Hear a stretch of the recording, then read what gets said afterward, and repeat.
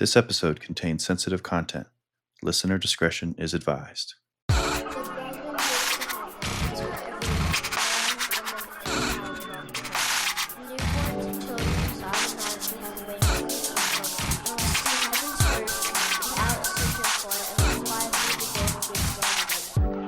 Welcome to the Culture Podcast, where we uncover the hidden mechanics of high control groups, their tactics, and their impact. And we speak with the survivors who broke free. My name is Derek, and I'm your host. My name is Trinity, and I'm also your host. On this podcast, we explore cult life as real people who have lived through the life-changing process of leaving a high control group. I'm really excited to actually have two people on the podcast. So this should be an interesting experience, maybe a challenge. I'm not sure. Trent is here, of course. Welcome back, Trent. Hello, welcome back to me. And I'm really excited to welcome McKenzie. Hi, everybody. And I'm also excited to welcome Marcell. What is up? So both of you guys are on here, and I'm sure I'm just as curious as maybe our listeners why we're having both of you on at the same time. Marcell, you reached out and you wanted to have yourself on and McKenzie on. Why do you think it would have been a good thing on your half to kind of have both you guys on here to chat?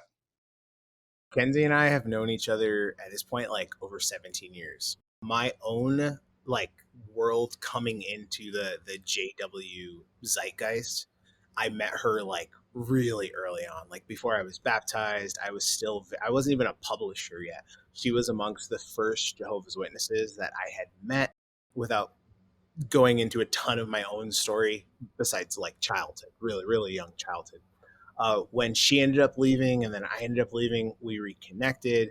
It was like re-meeting, but in a way that felt so much more authentic, because for the first time I was able to just be like, oh, hey, I'm Marcell.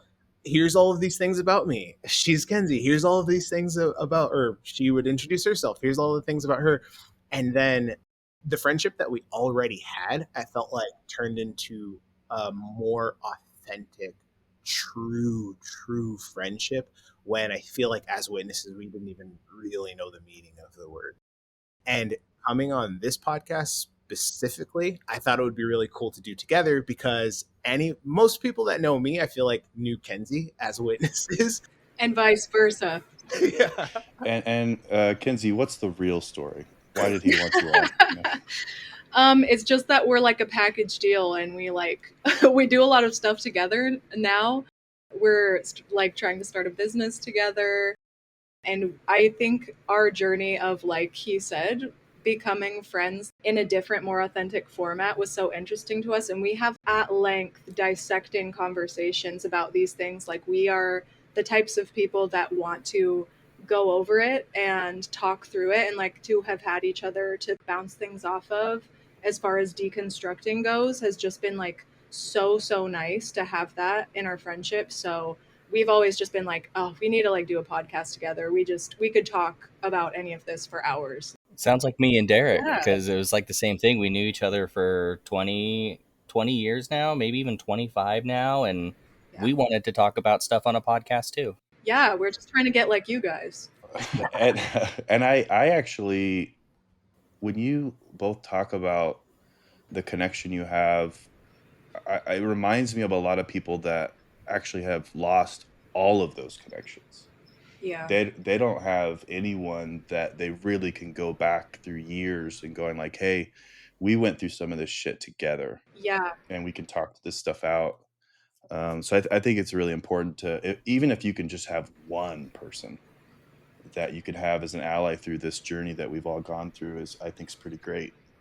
It's definitely really like profound. I think I heard someone recently say like that they haven't known anyone for longer than like 3 years, or however long it's been since you left the organization and got shunned. That's the cutoff for all of your friends and family. So like just realizing that as an adult you don't have connections that span back further is like very isolating, hard to deal with. So definitely like having a childhood friend back has just been really important for the both of us and very healing.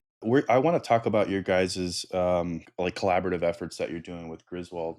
and so I know that we'll get into that. I find it really fascinating and interesting. But I also obviously want to chat about, your guys' deconstruction and your journey that brought you to here. I think what I'll do is start with Mackenzie. Um, what I guess in kind of a very quick like rundown, what was kind of your JW journey from childhood till now? So for me, I was born in third, only second generation, really. Like my parents, my grandparents came in when my parents were really young or right when they were born. But every family member I've ever known was in it. And I lived in Idaho, and then I moved here to Arizona when I was 10. For me, I got married when I was really, really young. And that was kind of a catalyst for me because I ended up in a very unhappy marriage. And that just got my wheels turning about a lot of things that I wouldn't want my children to end up in. And then in getting out of that marriage, I realized like a lot of policies that were at play for us, a lot of different things that might happen to me if I took different routes, things like shunning, and how much control was really had over me and all the choices I was going to make. And at this time, I had had two daughters with him. So I really just, it got my wheels turning about like what I wouldn't want my daughters to have to go through and be in. And I ended up leaving that marriage, but I was still like a little on the fence about witness stuff. But going through that process of getting divorced as a witness definitely pushed me into more critical thinking, and that's what kicked it off for me. So I finally left when I was about 25, which was about a year and a half after I got divorced. And it was during COVID, so it was definitely like I just had time to finally like dissect everything and what was happening to me, how I was being treated in the process of being divorced, and all those things just kind of came to a head, and I decided to research, and the rest is history. Trent's mentioned this before, but I mean, studies are going to come out about COVID, and stories, challenge you guys maybe to create that story, because so many people had that stopping moment where they finally got out of that routine and had just a moment to breathe and go, wait a minute, something doesn't seem right. Yeah, We've totally. had I've we've heard had that. multiple guests come on, and they said COVID was kind of a big thing for them. Marcel, what was kind of your quick synopsis of JW life and up until maybe that moment where you wanted to head out? So I was born to a disfellowshipped single mom. So I know, so salacious. She had 3 kids. We lived in Michigan, and this was like back in the day when, as a witness, if your parent was disfellowshipped, like I didn't really exist to that congregation, Yeah. like not at all. Through a ton of poor decisions, we ended up moving to Arizona, and we found ourselves homeless. That time, my mom's wheels started spinning, and she's like, "Oh well, where the Kingdom Hall? I remember the Kingdom Hall. If I go there, we can find help. We can find some sort of stability." We went, ended up receiving that help very, very in a very material way, like to the point where if I was on the fence about believing in a higher power prior to that, the help that we received when we got to the Kingdom Hall was Hmm. genuinely like life altering in a positive way for me. There was a brother that ended up like getting an apartment for us and then ended up floating us for like a while. It was in something that for me turned me into a true believer. Mm. Like, if you talk to anybody that knew me when I was a Jehovah's Witness, I know that there was no doubt whatsoever in their mind, because there was none in mine, that this might not be the truth. The thing that woke me up, because I was like, no questions asked, Jehovah's Witness. No questions asked. I did what I did. And I was incredibly focused on showing love. Like the thing I loved about the Jehovah's Witness world was community. I didn't have community prior to it. And then when you jump in, you have like this plug and play community, and there are all these rules. There are all these unspoken rules, but if you learn how to play by them, all of a sudden the community and the world opens up to you. That was very much my experience. The thing that woke me up was post COVID, I ended up seeing something about the Australian Royal Commission. Mm. ARC. Yeah, and the way that I was as a person, I was like, you know what? I'm gonna research this because I'm sure I'm misunderstanding something. Like I was like, surely the apostates got to me. They made it onto my TikTok algorithm. Oh my Like, gosh. let me jump into this. I found is it Brother Jackson? Yeah, That Jeffrey Jackson. Yeah. Mhm. okay, so I ended up watching this guy's entire court proceeding, and Yeah. my background, I know hustlers, and I realized then, oh, I'm being hustled. I was like, oh, this guy, this is a business. Yeah. Okay, I can appreciate that. Then from there, I started like, anybody that has woken up, especially when they're coming from a place where they truly believe, there's like this fear.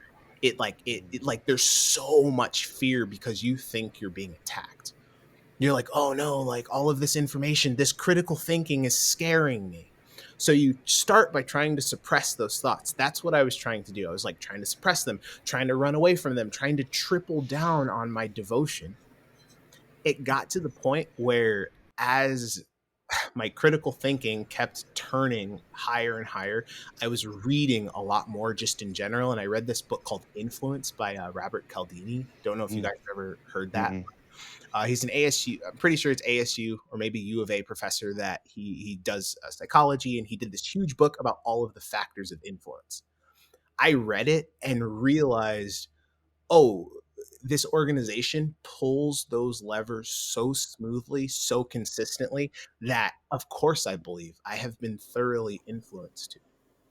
Yeah, I always think about when I was in, I don't know, me personally, I never thought about these mechanics, these maneuvers, these processes, these coercion techniques. I was just following. Yeah. And then the more and more you start to open up your brain and your critical thinking and your insights and reading external things, you do start to go like, wait a minute, I understand this technique. I understand what's going on. And then it does start to kind of trigger this thing in your brain. I know we talk about, kind of the mental gymnastics and the things that we're going through that we're kind of like, this the wake up process is very unique and very interesting about like how that actually happens, and it's unique for everyone. But I definitely agree with you, Marcel. It's like for me personally, my wake up stuff was, some of the doctrine, some of the failed prophecies. My dad had a bunch of old books, and I was reading all those old books, like from Rutherford and Russell, or early, Watchtower Bible and Tract Society presidents, and Yeah. Yeah. and it just got to me, and I'm like, this shit ain't right, man. Failed prophecy after failed prophecy. But one thing you did say, Marcel, which I wanted to ask you, Trent, your thoughts on it, is kind of like the love bombing. And, Marcel, you were saying how when witnesses come in, they're kind of taken care of. Like that's kind of like the go-to move to get people to kind of like, hey, let's be a part of this congregation. I can identify heavily with actually both of y'all's stories because, number one, I left in 2018. My daughter was born in 2015. And the process of having a child and realizing, like I saw her face for the first time. I hand delivered my baby. And as soon as I touched her and saw her, I was like, Jehovah doesn't love me the way that I love this person. Mm. Yeah. And it was just crazy moment of like, how I can't imagine punishing her in the way that I've been punished, or that God says, will be punished, especially because I was always raised to believe that Jesus was constantly advocating for us with Jehovah, like that he had been a human and that he was up there advocating. And then Marcel, I haven't talked about this much on pod, but I was raised in extreme poverty. My parents divorced when I was in like maybe 11, and I was living in government housing. My mom made like $700 a month on Social Security, and the love from the congregation totally made me a believer for so long. Just like you said, like we were gifted a car, we were gifted money, we were given food from brothers and sisters when we had nothing. And so growing up, I was always like so deeply appreciative, and I was so focused on the love part too. Like I really loved people the way that Jesus loved people because we had been loved the way that Jesus loved people, and I wanted to repay that. I feel like it's kind of a shame that, from my perspective, they get that part right. The kind of early, like, we're here for you, we're here to help you. But part of me feels like, whether that they know it or not, the congregation leaders, some of the elder sisters in the congregation, once you're at a point where you should be stable, I feel like there's this mindset of like, okay, now we're gonna cut you off. What are you doing for us now? Like, you see what I'm saying, Marcel? 100%, dude. Yeah, like the way that my brain has come to process it over the years is I think of Jehovah's Witnesses as selling community. That's Mm. right. I think that the Yeah. religion is a side thing, because you talk to brothers and sisters, there are varying levels of people that believe even as witnesses. But if you have felt and I'm going to put this in quotes, I know people can't see this, the love of that community, especially if you've never felt the warmth of a community prior, Yeah. it feels divine. The worldwide brotherhood. It's the Oh, same everywhere. Every congregation, you'll get the same love. Like, yes. absolutely. Yes, and prior to, so I was also raised in very very serious poverty. That like crack cocaine was really big in my world. Not I was on it, but a lot of people that were my caretakers were on it, and it was chaotic, a chaotic upbringing. Going from the cold, isolating world of that to all of a sudden you'll hang out with somebody that it might seem simple, but would buy you a bagel. That felt like, oh my God, Jehovah is real. Like, Yeah. what? Brother, you're going to pick me up? Oh my God, Jehovah And love. not ask for gas money. Exactly. And it wasn't until after I left Jehovah's Witnesses that I realized most communities have that type of warmth and closeness, which Yeah. my conspiracy is that's why part of the reason why Jehovah's Witnesses are so big on staying away from other communities. Like, Yeah. don't go near there, because you might mistakenly realize that they have the exact same type of love that we It's not unique to them, do. and it's also not. I don't know. I feel like this is an external thought because I've never been a part of another church or community, but I feel like, from what I see outwardly, there is a lot more love. Like, just come join us. Like, you can be a part of this bake sale, or this weekend event. Like, no pressure. But the witnesses, it's a lot of like facade. I did want to ask you, Marcel, like, um, a question that came to mind when you were telling me about your experience, which I think is, sometimes people come on like yourself, and you have a way to smile through tragedy. The environment you grew up in was a very tough environment. Did you remember when you were young, praying to Jehovah and asking to not be in these types of environment? Dude, I prayed to Jehovah once and asked for my family to stop dying. Like, that Mm. was one of the Yeah. that was one of the prayers that I made. I had lost several family members inside of a year. I remember like praying also, because this one, if somebody was the kid of someone that was disfellowshipped but hadn't deconstructed, they will deeply resonate with this. I believed that Jehovah's Witnesses were true. I just believed I was going to die in Armageddon. Yeah. I believed in demons. I just believed Jehovah didn't want to protect me from them. Mm. So it's this weird, like, it's this psychological fuck, because Of like low self-esteem. yeah, low self-esteem, and you're coming, my earliest memories are wishing that I could figure out how to serve this Jehovah guy, but my grandparents can figure out how to do it. Me and my mom, we're just not gonna. I remember 9/11 happened, and my mom was like, this is it. Yeah.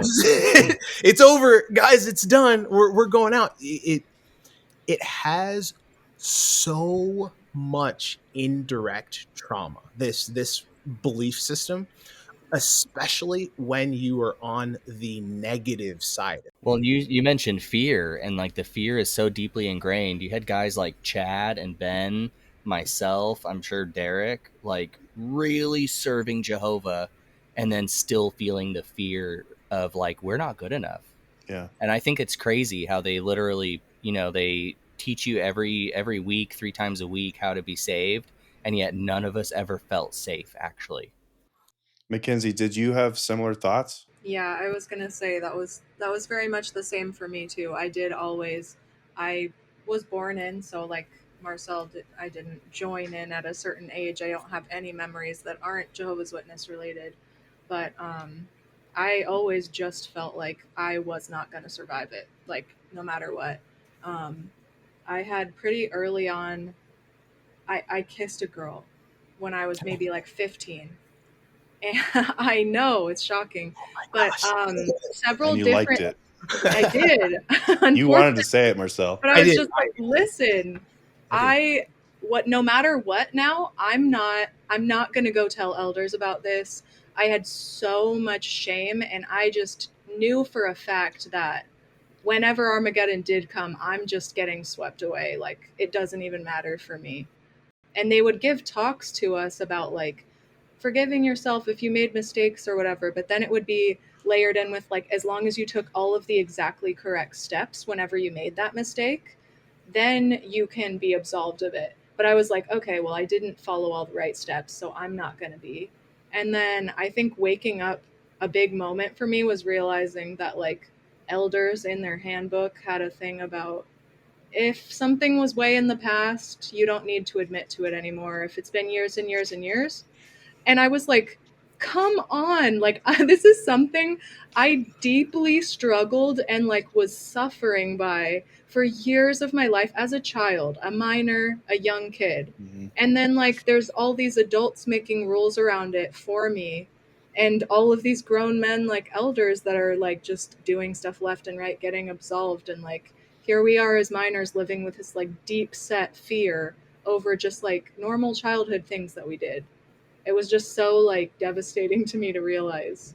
and those elders don't live in fear because they know the secrets. They know the elders book. Yeah, They know that if don't cop to it for 6 years, you don't have to cop to it. But then they don't tell us that. yeah, convenient. Yeah, it's a good lever of control. Do you recall, Marcel, like some other, like whenever someone comes on the pod and they talk about, having this guilt or having this like mindset of like, I'm not going to make it. Do you recall what some of those things were? Like what were the things that you were doing that led you to go like, dude, I'm not going to make it?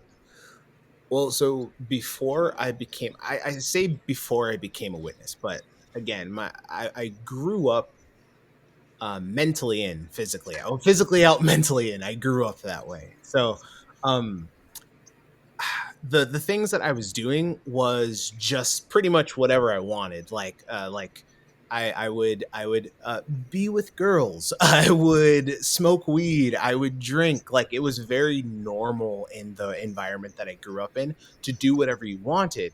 However, there was serious guilt that happened during the daytime after those things happened.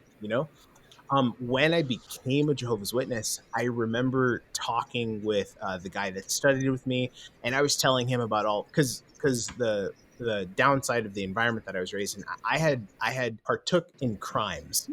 I'll say that much, right? Okay. And I was like, hey, so from like a technical standpoint, like what would God say if you did X, Y, Z? Like, are you just like good, or like would someone have to go to the police about that? Or like what would be the thing?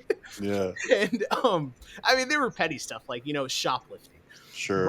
But when he and I talked, he really leaned in on this, like, well, God is love. God is love. There was that scripture that's it's like something in Jeremiah where they're like, Jehovah knows the thoughts he's thinking towards you, thoughts of peace. Like all this was a scripture that I would repeat constantly when I was a witness, anytime I started to have that guilt bubble up. Mhm. And the thing that I did that was most critical is I felt I was paying like penance by helping other people that I saw that were struggling. So if I saw like Ben, right? He was always going through stuff when he was young. I'm like 7 years older than Ben. So I was like, oh man, I'm going to help Ben out, but I'm going to do it genuinely from a place of love. So he and I really became friends even as Jehovah's Witnesses. Because I was like, dude, I'm not going to judge you. Like, if you're doing something really bad, don't tell me. I don't want to know. But Yeah.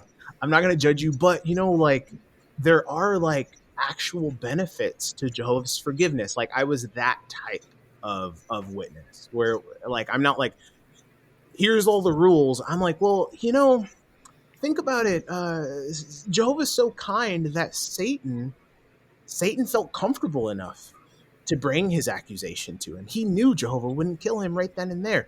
That's the type of God we serve. Man, you were out here running emotional support for all the witnesses. Yeah, I love that. It's interesting. Like some people, like Marcell, really gave witnesses a genuinely good name. Like, Yeah. because there are so many people that come from so much genuine spirit when they're performing all the things they need, that they think they need to do. And people like Marcell just made the witnesses seem all the more better because he's really out here advocating for like what we talked about before, like the love element, like the part that is good about it, and then there's all this other bad stuff, but let's not talk about that. Yeah, we talked with a guy named Mitch. He runs a thing XJ on online, and he was very similar. Like he was a ministerial servant, disfellowship multiple times, and it's like, dude, if there was more people that actually were helping run this thing that embodied the spirit of love and compassion, I believe that a lot more people would feel the love and want to stay in this. I think what comes to my mind is I think probably a lot of these people some of these people may have good intentions, but then they just get into the system. Yeah. It's kind of like politicians. Like they may start, and I don't want to get political, but they just become a part of the system. I think it's challenging once you realize what's really going on. The other thing I think, McKenzie, is like, did you know that your friend was a criminal? This Marcell character. I do know pretty much. I don't want to say everything, but I do know pretty much everything about him at this point. Most things, for sure. Dude, can I talk to that? Getting like caught up in the system. That's yeah. So when I was a witness, part of my waking up process was because I was trying to be a better witness. Like I was a servant. We had a servants meeting, servants elders meeting, and during it, the circuit overseer said something that was political. He was talking about like one of the political campaigns that were going on at the time. And I remember going to my presiding overseer, my coordinator of the body of elders, and I was like, hey man, I'm having such a tough time being impartial that I think I should step down. That was like the type of authenticity that I was striving for. I wasn't doing this for the title. Like I know, and I know a lot of people say that, but like that was one of those situations where I was like self-removing over the feeling of not having freedom of speech, as they say. I was like, well, I didn't agree with what that CO said because I'm on the other side emotionally of that political topic. And I think the fact that he said this thing, well, let me turn this on myself. Clearly, I'm having a difficult time. And I went and I tried to get myself removed as a ministerial servant. And they were basically like, no, don't, like just brush it under the rug. And I was like, well, I don't want any assignments. I don't want anything until I feel like I don't have this partiality in me. That's so honorable, honestly. That is honestly, I think the only way some people will be able to wake up is they continue to try to be a better and better witness until they get to the point where they're stopped by the system. Yeah. Because you got to the point where like these elders were essentially like, oh, like I remember one guy telling me like, oh, we all have things like that. And I said, that doesn't make me feel better. Yeah. I was like, if you guys are all like, you're an elder with like a big important title, like you give convention parts and you're telling me that you also have deep-seated political ideologies. You also have these things that you claim not to, and you're just okay lying about it. I'm not that person. What's really funny is, to me, you sound like the Apostle Paul right now. I get that a lot. I'm joking. I don't know what you mean. But like And I'm Jesus, humble. yeah, No, Jesus, when he came down, like, let's just say the Bible's real, right? So he came down and he was so beat up over the scribes and Pharisees of the day for the same exact reasons. They became so political. They had made all these rules that were so hard to follow. They're just making life hell, you know, and then they also were so sinful and getting away with it and holding the congregation to such a high standard. And Paul, too, was like working to root out politics and greed and just all these things from the Christian congregation. And it's funny that you've left partially because you recognize that they were not doing a good job of keeping themselves clean. Dude, it felt like at a certain point, it felt like they were like, come on, dude, get real. Like, that's what it felt like. There was like this implication of like, you don't really believe that, do you? And I'm like, yeah, don't you? Like, don't you believe this thing? And they're like, yeah, sure, I believe it. Sure. But they're turning to the elders manual page. Like, what should I believe? Like, I don't have guidance on how I should handle this conversation. I think that's the problem is once you really get in the system creates sheep. Yeah. It stifles out independence and curiosity and heartfelt desires to kind of really help. And you literally just create people. I mean, I was thinking about this a couple days ago. None of us thought growing up, well, maybe you guys did, but the question and answers, it's like we had these whole parts on Sunday or whatever, the Watchtower, and it's literally just read the sentence. Yeah. You know what I mean? Like, and everyone, like, here's the question, and then here's the answer. It never provided an opportunity like, say, the early Bible students, where they literally would sit there with their Bibles open and let's talk this shit out. Yeah. Let's really, really have a conversation about your interpretation of the scriptures. It was literally just parrot what is said. And then none of us questioned it. We just like, okay, okay. And I felt good because maybe I added a little spice to my comment, just something a little extra. And then we moved along. And so I really feel like sometimes until you start to kind of wake up and kind of do this critical thinking or maybe get pushback, that you finally start to question things. McKenzie, were you with Marcell through this process? What was your kind of relation to him as he was going through this? I was out, I want to say 2 years before. Was it? What year did you leave? Honestly, it's a little blurry because I like quietly woke up. It did fade a bit. Yeah, and like it's probably like 2021. No, that was my year. You were maybe 2023. 2023 is when I was like, I felt good enough to actually dip out. I started like I was asking Lydia just now because I was like, when? Because she was the first person. My wife was the first person I started talking to, even though I was not supposed to. I was like, yo, this doesn't add up. So yeah, 2021. That's good that you felt safe that you could do that. I know some partners don't have that safety net. So you were already out for a couple years ahead of time. Do you hold that over Marcell, that you had better critical thinking and you woke up before him? At every opportunity possible. Yeah. No, I think that's like another fun little element to every friendship that goes through like leaving a cult too, is like he did have to come and apologize for shunning me, of course. Oh yeah. Yeah. So yeah, Trent and I have a parallel as well. Right. And he holds it over me that he was out before me. Yeah. I say you guys left too early. That's all. We left right on time. Yeah. Some of my holdouts were schooling and beards. So So what's funny is I left Marcell and McKenzie. I left because I was like really depressed. I struggled with depression. I had my daughter. Life was really hard. It was the hardest it's ever been. and my anxiety was higher than it had ever been. And so I decided to grow a beard. I was like, I stayed away from meetings for like a month or two. My beard grows really fast. And I realized, man, I feel so much better, like anxiety wise, with a beard. I feel like I can go to meetings and people don't see my face. It was like a psychological thing. It was like made me feel more comfortable. And I was trying to be exemplary and I started to get shunned. Mm. And I was like explaining to brothers left and right, like, yo, this makes me feel better. It's the reason I'm at meetings right now. Like, just let me slide. I don't need to be given talks, but they started to restrict my ability to comment and they wouldn't call on Oh, me. And I was like, I was that guy who was given the extra spice in every comment. I can see that. And like, I thought I added all this depth. Oh Well, yeah, thanks. yeah.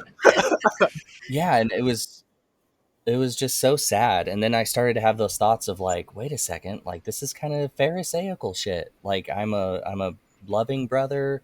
I really love people and I believe in being Christ-like, and this Jesus would be pissed. Like I'm Jesus's boy, you know? Yeah. So, and then Marcel, I wanted to switch gears. So you mentioned the book Mhm. Influence. The book that I have read, similar, I haven't read Influence, but How to Win Friends and Influence Yeah. People. And then McKenzie on Jubilee, which I'm sure we'll get to. You had mentioned something about how Jehovah's Witnesses target marginalized people and like people who are, at the low end of poverty Yeah. and basically going through the worst time. And I was curious what you think about how they use their influence and love bombing and stuff to prey on people. I think that knowing specifically Marcel and knowing his story from a young age, like I was like, I've seen this. I've seen this firsthand, and that's always been really upsetting. I think, especially as you realize all of the terms and conditions that all of the love and all of the like community support they give you have tied to them, and then realizing that other groups might give that same support or even better love with less terms and conditions. It's very like upsetting to realize that that's what we were doing. But I definitely feel like I feel guilty for all of the times that I was preaching at grave sites. That was a routine thing that we did in our area. Wow. um, I did mention it on the video, and several people were like, "We don't do that," but like, they're like, "We go door to door." But I was like, "Well, we were pretty zealous. We were going to bus stops. We were going to like Yeah. we're going and approaching people and offering them a way out of their mourning. Like, we're here to offer you this way that you can stop being in the situation you're in. All you have to do is come join us. Like, it feels so predatory looking back, Oh yeah, but yeah. yeah. I'm sure none of us felt that way in the moment. No, at the time we felt like we were like the kindest people there is, but I'm like, genuinely, we didn't offer to help people practically. Like, we're going to bus stops and I would give someone a tract, but maybe they needed a few bucks. Like, looking back, it's like, okay, wow, I thought I was doing something so nice, but What's really funny is I remember we would do the same thing. And first of all, I never thought that bus stops were like preying on the poor, but like the poorest people in society ride the bus. And so like I was just thinking, oh, this is a quick, easy way to like, place some magazines. That's all I thought. But like, damn, that was pretty Dude, predatory. when I first started coming around, like one of the things that the brothers and sisters would do, because they would see me at the bus stop often, is they would offer me a ride because they had seen me like a couple of times, and that was huge. Obviously, in Arizona, it's like super hot, and then I'd be like, yeah, yo, I Yeah. will take, like, I'm just going straight. I'm going 2 miles this way. Are you going that way? And they're like, well, we are now, and it felt so much like a relief because one, it would save me very little money that I had. Like, I forget what the bus cost at the time. I want to say it was probably $1, but it would save me that dollar that I could then turn around and use for something like food or a drink or something like that. And then again, it made you have that feeling of community, because you get on the bus and it's silent. Like, you're not talking to the people around you. You get into a service group and you're a study. All of a sudden, everybody comes to life. All of a sudden, this is the coolest place you could possibly be on a Tuesday morning or on a Thursday morning. This is the coolest place you could be, is in this person's car. Yeah. I remember one time I went to a door and I knock, the person opens, and I'm like, hey, I give my speech. Like, I'm just wanted to share like a message from the scriptures with my neighbors. And they were like, I'm really not in the mood. My son just died. And I remember just right off the bat, I was like, would you like to see him again? And they're like, didn't know what to say. And I think I got kicked out of the house, like, really quickly. But I remember just feeling bad for them. I was like, man, they'll never get to see their son again for sure. But like, holy shit, I can't imagine doing that now. Yeah. That is so crazy. It was so normalized though. It felt so normal to us, but it just reminds me too of like now in the flip side. Like one of the last times I spoke to my dad, like saying goodbye, he was just like he had no answer for a lot of the things that I spoke to him about. But whenever it got emotional, he just said like, "I want to see my mom again. I want to see." So your dad's still in, Yes, very much so. Yeah. and you guys had to have like a goodbye talk. We did. It wasn't even initially, I didn't think I was going to get that, but it was about a year of no contact when I first left. I did not do what Marcell did and kind of slowly fade. I just literally blew up my life. I was very I was just like, I cannot contain this. I told them, they sent out a mass text to everybody and was like, she's an apostate. They did not talk to me. They started seeing my daughters through my ex-husband, which was a big slap in the face after the things I had experienced with him. And then they didn't ask to meet my son when he was born. They they fully shunned me. It was very like strict, very severe.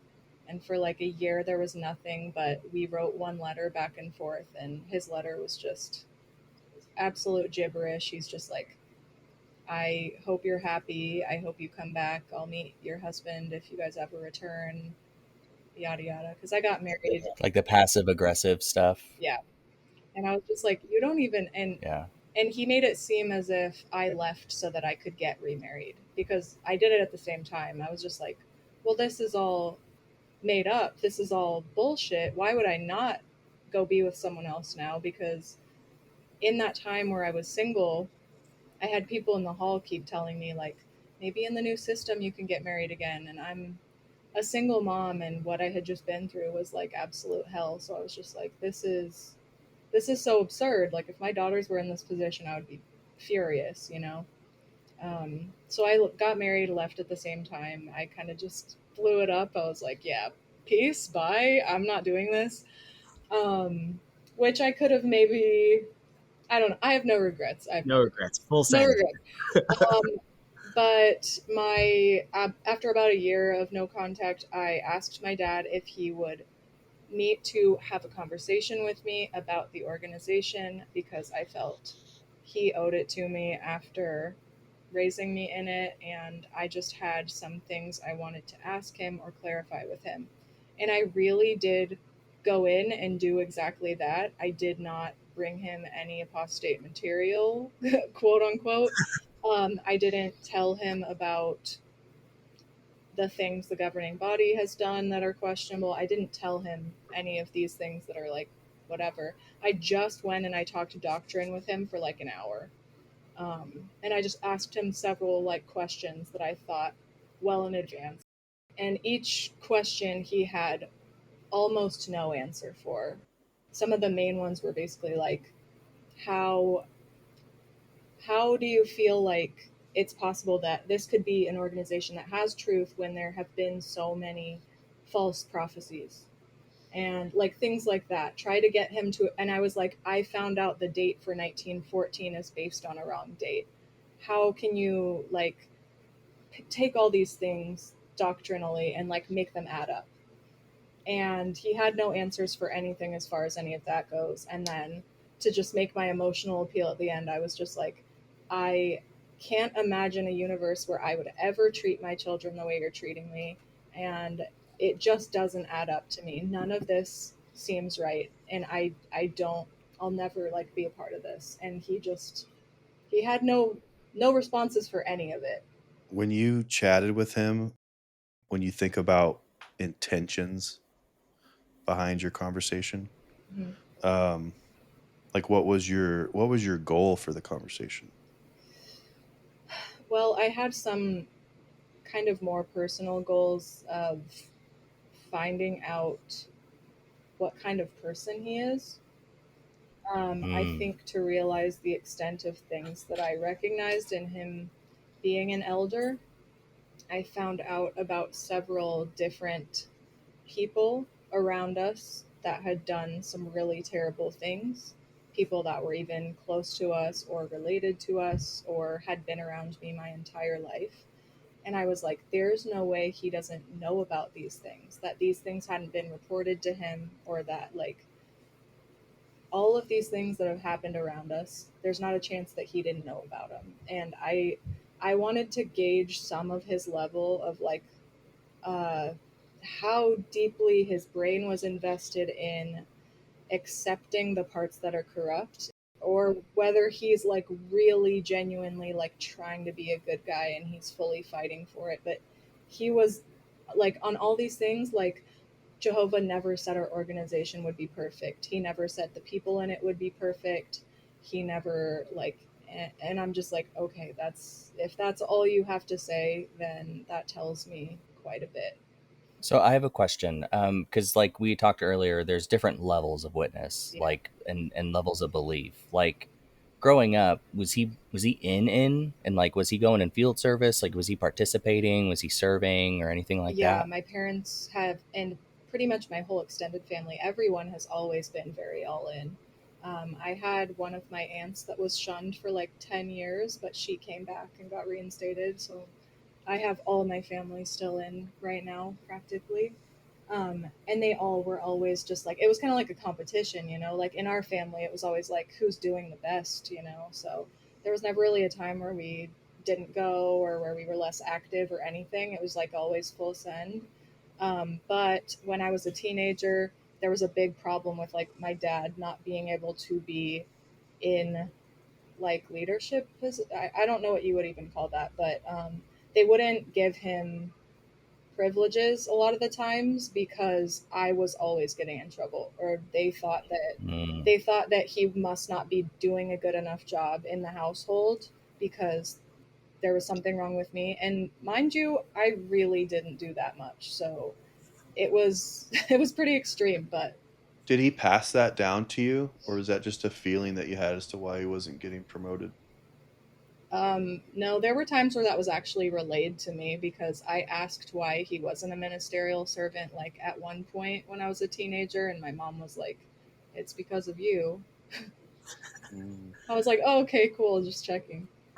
It's awesome that you asked him. That's that's some of the terms and conditions, that no one really talks about until they happen. That sucks. Yeah, Yeah, it's unfortunate that there's like with the men and the women to a lesser extent, the brothers and sisters in the congregation, the family is a reflection of the man yeah, and his ability to be promoted.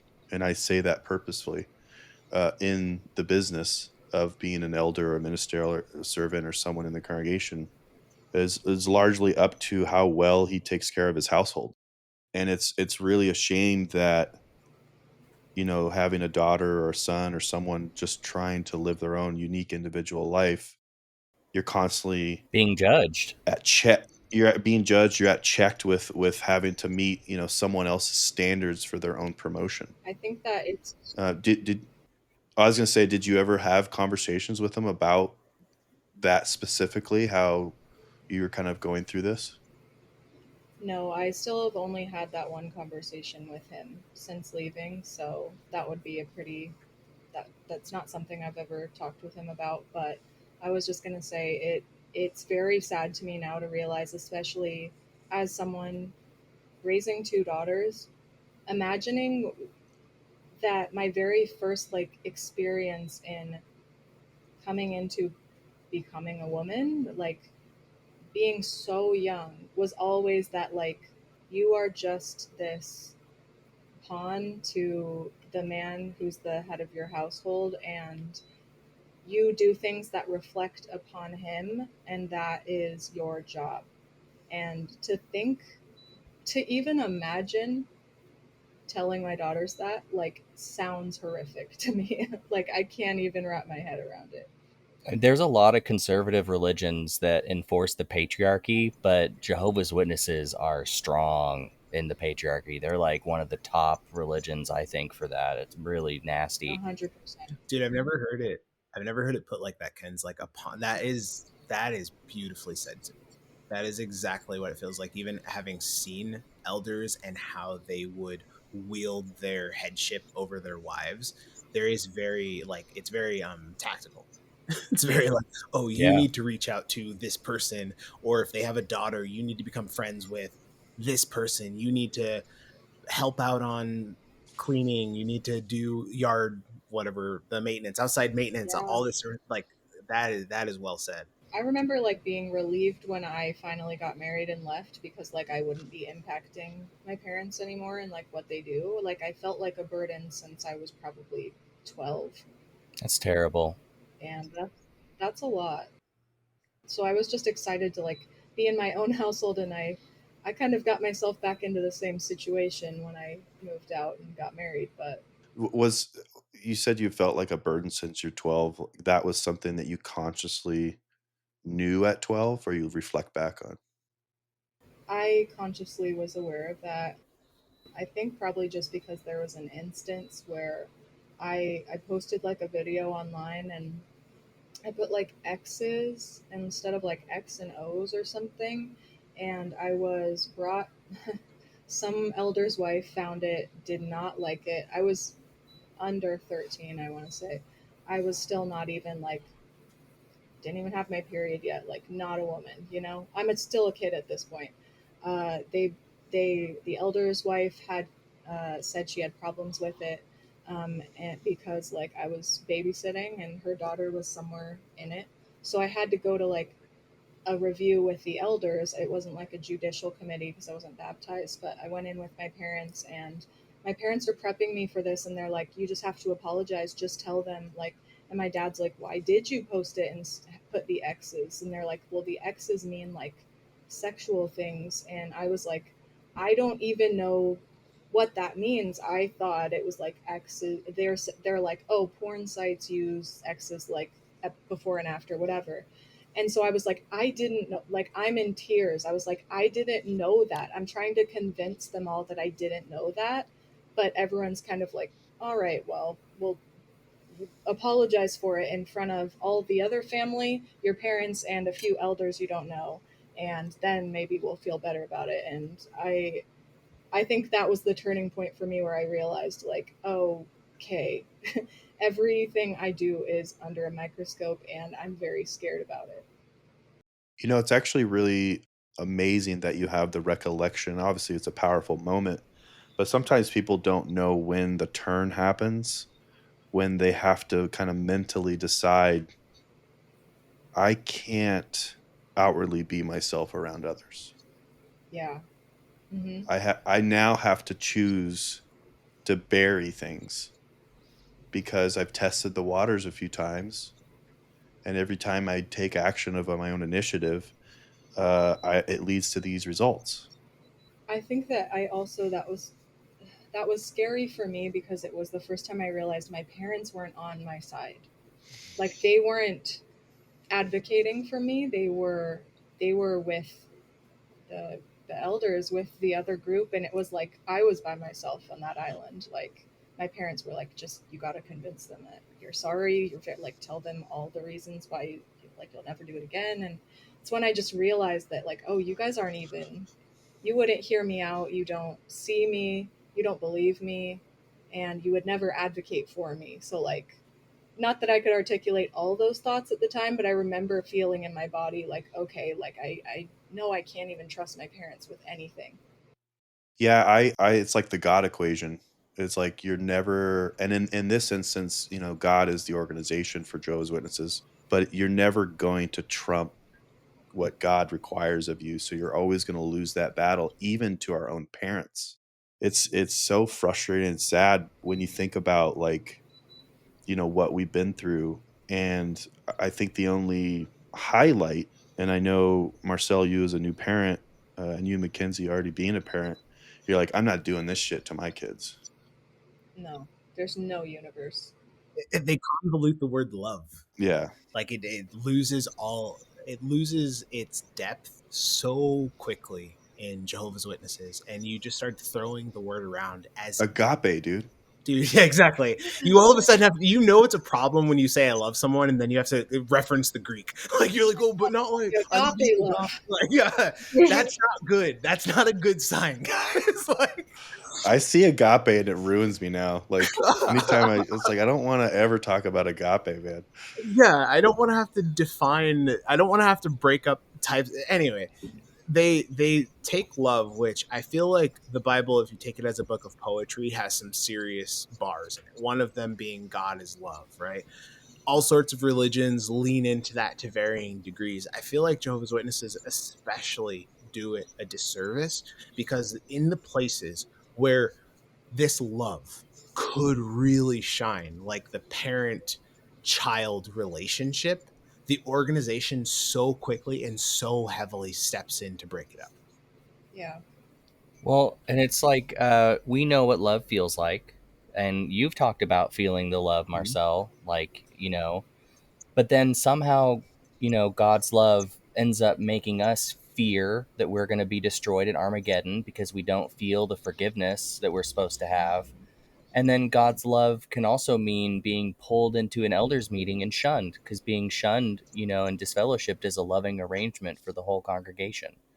So it absolutely does get warped and fucked up. Yeah, and like Yeah. Ken's just saying, her experience, dude. First of all, I don't think I realized that you got in trouble for just like we all know elders' kids that have gotten away with absolutely heinous things. Right, yeah. That was Like, not me. Like, I got in trouble for anything. I think that it is really noteworthy in the organization that you see like sons of elders, they'll be sexually active or they'll get in trouble, but everything's kept so quiet, it's kept under the rug, and usually their pitch is like, oh well, we don't want to bring reproach on Jehovah's name.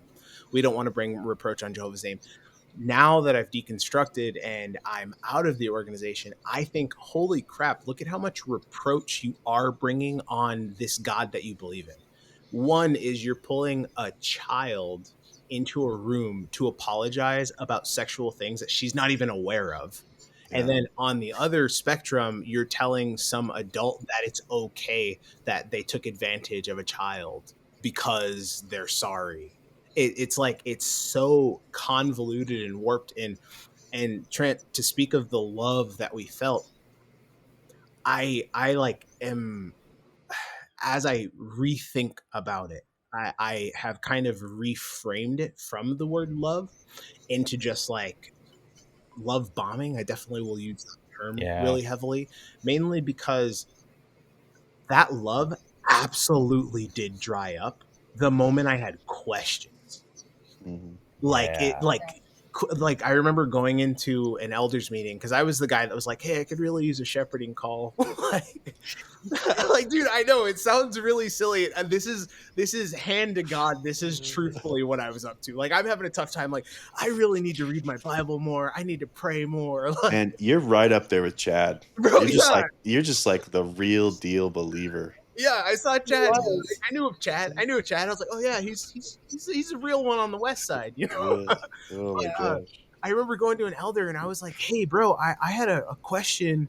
And he's like, oh, what's up? Let's talk about it. And I was like, okay, so I have like basically a return visit that's these lesbian ladies.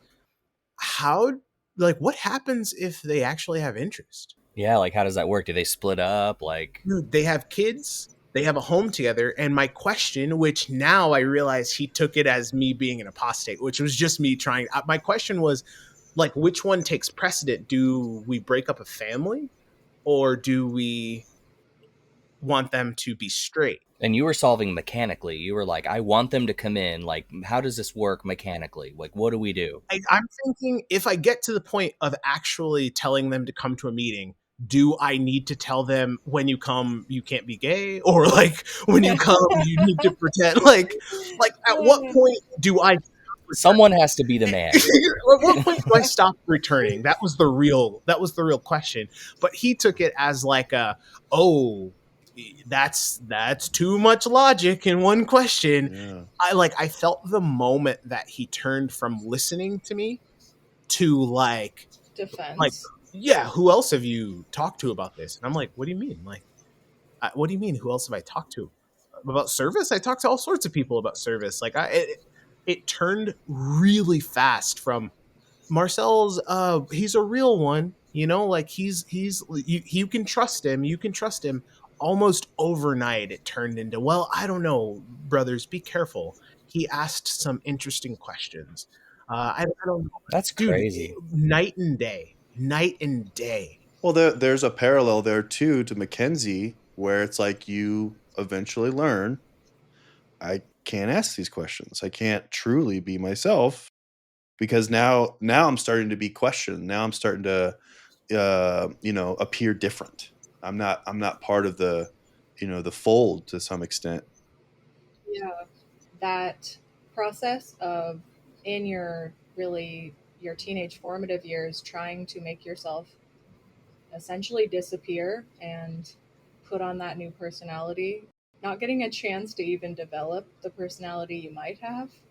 It takes so much conscious work to unpack, and years to process what's happened past that, and to grow into the person that you were meant to be from the beginning. But then we're doing it way later, depending on Mm-hmm. whenever you leave. Yeah. Where are you at with that? I feel like it took me a good 4 years and therapy. I started religious trauma therapy last year, and then just regular individual therapy after that. And I needed to break down all of the like doctrine questions, all of the problems that I had. Like, I needed to go over every inch of doctrine backwards and forwards before I was even comfortable enough to go like, okay, let me give myself an inch of like being who I truly am, right? It was still buried. And then throughout the course of the religious trauma therapy, I understood all of the layers at which everything was impacting me and my thinking. It was like I still had, even though I had deconstructed the doctrine, I still had the lens on of seeing through like black and white things, and through like all the different mental, I don't know, all the different ways that I had thought, they were still there. So then I had to go into unpacking those, and only during that process of going like, okay, I'm I'm not thinking of all of these things in a fully open way. Like, was I able to like open myself up and feel safe enough to let myself be? It still took me like a good 4 years after I left to come out as bisexual. That was very hard for me. There was just so much like so many layers of guilt and shame attached, and not wanting to be known or seen for any of the qualities that I truly have. And it was very hard for me to speak in public or to be anchored in any of my feelings. Like, whenever those are not validated as you grow up, like, it was hard for me to stand on any choice or decision I made. Like, even as a parent, I would still feel like I didn't have like authority. It was very hard for me to like regain the autonomy and authority that I should have always had. But it took me through a lot of therapy to gain it. It took a good 5 years. And now I feel like I'm in a really, really good place finally. There's still a lot of work to do, but I'm just happy to be living authentically as myself. That's amazing. It's a lifelong thing. Just like putting on the new personality is supposed to Now be I'm a just lifelong trying to take thing. it off. Exactly, yeah. When they say put on the new personality, what they mean is put the fucking mask on. Yeah. Yeah, they mean activate what your dissociation and polymorph theory. Yeah. Dissociate. That's what they're Mhm. telling you to do. Yeah, I'm Yeah. also an advocate for therapy. That's been like pretty much pretty much Mhm. the moment I left, I started getting it. I started going to therapy, and then through trauma therapy, that was by the time, well, like Kenzie and I, we've talked for hours about the therapeutic needs that arise when you're deconstructing, Mhm. Yeah. as well as just from being like dissociated for so much of your life when you're a witness, where you're Yeah. just like, I feel what I'm told to feel, I think what I'm told to think, I behave in the way. I'm gonna live in the new system finally. Exactly. There's a Yeah. song. Oh, please What go is ahead. it? Like death anxiety just gets really like your Yeah. what is it called? Your thoughts of Morbidity.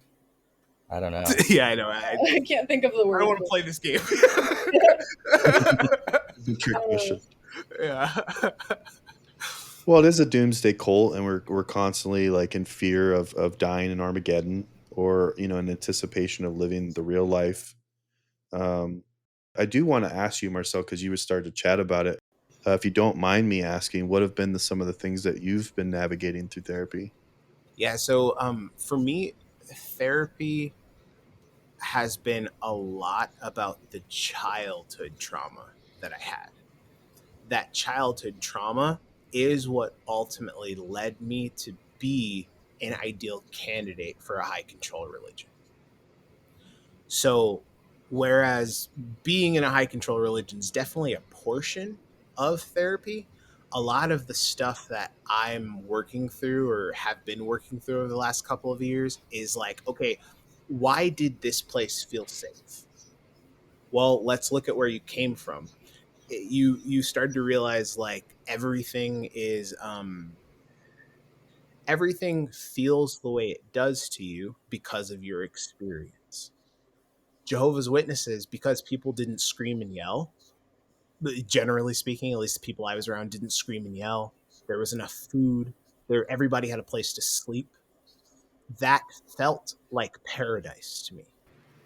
And then when I was told one day it's going to get even better, oh my gosh, that inner child of me hoped to see that, because I was like, well, look, these people already have something so much better. And keep in mind, like Trent, when you're in poverty, you don't necessarily know you're in poverty. Like you just think like, oh yeah, life's just tough. And you're Mhm. around people that are in a similar mentality.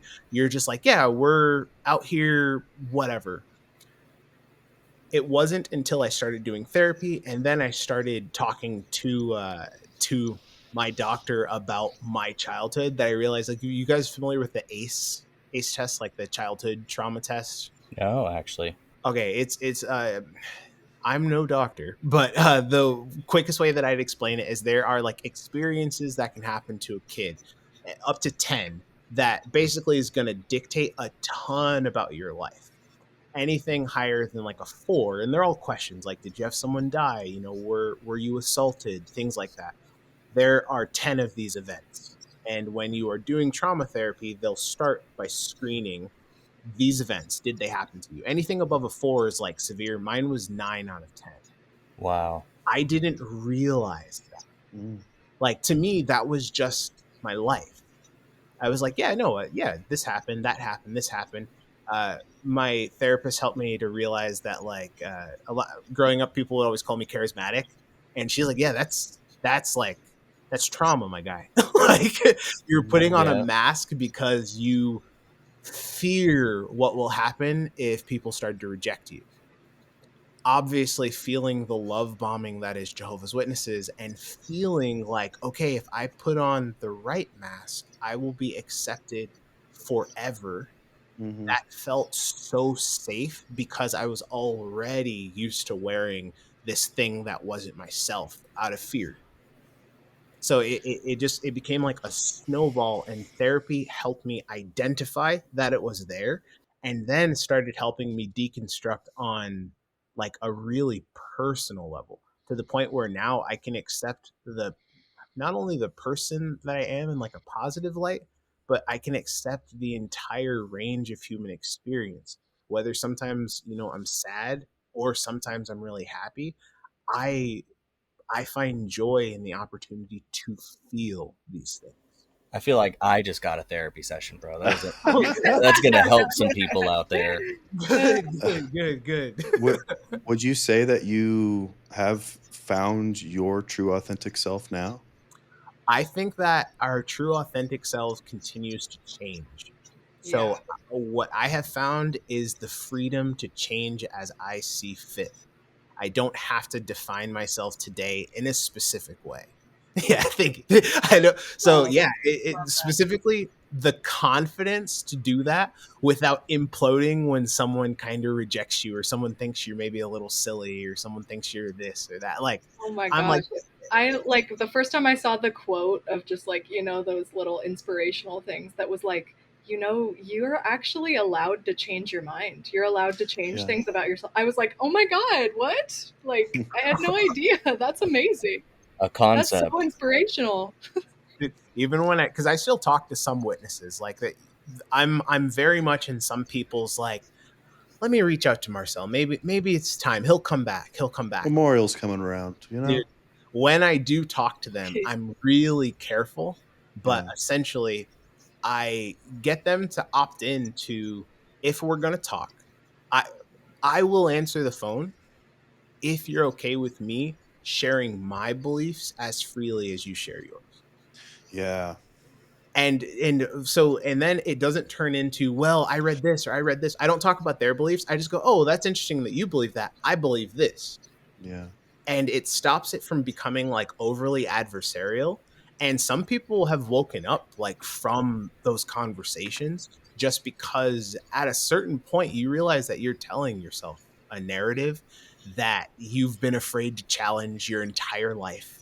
And the moment you feel safe enough to challenge it, most people see through it. Yeah. What Yeah. about you, Mackenzie? Do you feel like you've kind of found yourself, even though, as Marcel says that we are constantly evolving and changing, you feel pretty comfortable with where you're at? Yeah, I've definitely found like a really, really good space for myself that is healthy. Like, I've found the way to think and the way to like go about my daily life that is the most healthy for me. And like he said, that'll continue to grow and change and evolve, but I'm always excited for it. Like, every time there are new things that I discover about myself, I'm like excited about it, and I love like sharing it too. Like, I feel so free whenever I'm able to be myself publicly, and like it's just the best feeling. I remember times growing up, there were just little moments where like something as simple as wanting to share something on Instagram. Yeah. And Yeah. then I was like, I People probably are gonna shouldn't have put judge that out. this. Yeah. Yeah, I probably Yeah, shouldn't put that. I And it's probably shouldn't. That's always the thing you say. I probably shouldn't. yeah, I Yeah. probably shouldn't do that. Yeah. Hey, I have a question. Did either of you do therapy as witnesses? No. I didn't Yeah, need it. same. It's like so frowned I upon, didn't Yeah. need it right? when I was a witness. I probably didn't even. I didn't need it. No, I was I good. didn't need it. Yeah, we had therapy whenever we were in that back room with the elders. Yeah, yeah. Exactly. Yeah. Praying was my therapy, dude. Yeah. You Oh, know what's no crazy is shit. my wife started therapy when she was a witness, and I woke up before her. But the therapeutic things that she was sharing with me, I feel like helped me a ton because she would always have like book recommendations or just mention stuff like, basically about concepts of self. Mhm. And she's like, hey, concepts of self is like a big thing that someone else can't define your concept of self. Inherently, as a Jehovah's Witness, you are letting an organization define your concept of self, and that Yes. is oftentimes that split that you feel inside where yourself is trying to come out and then you beat them back into submission and you say Yeah. you're not. And double down and triple Exactly. down. Yeah, and Yeah. I think it's like one of the things I love the most about this life is currently is that like getting to meet any of my friends again authentically. Like, we already said this at Mhm. the beginning, but like Marcel and I getting to know each other authentically and knowing what people's actual personality traits are and the like differences of opinions and thoughts that you can have. Like, there's no end to like conversations and the different views you can have and like the ways you can express it. And then that's kind of why we started literally a business together, because we loved having a creative outlet for things. I've been a dancer, he was a musician, and a lot of these things that were like stifled in us or that were like discouraged from doing, like we're like, oh yeah, we can do all this stuff again. Like we can do the things that made us us and amplify it and make it more us now.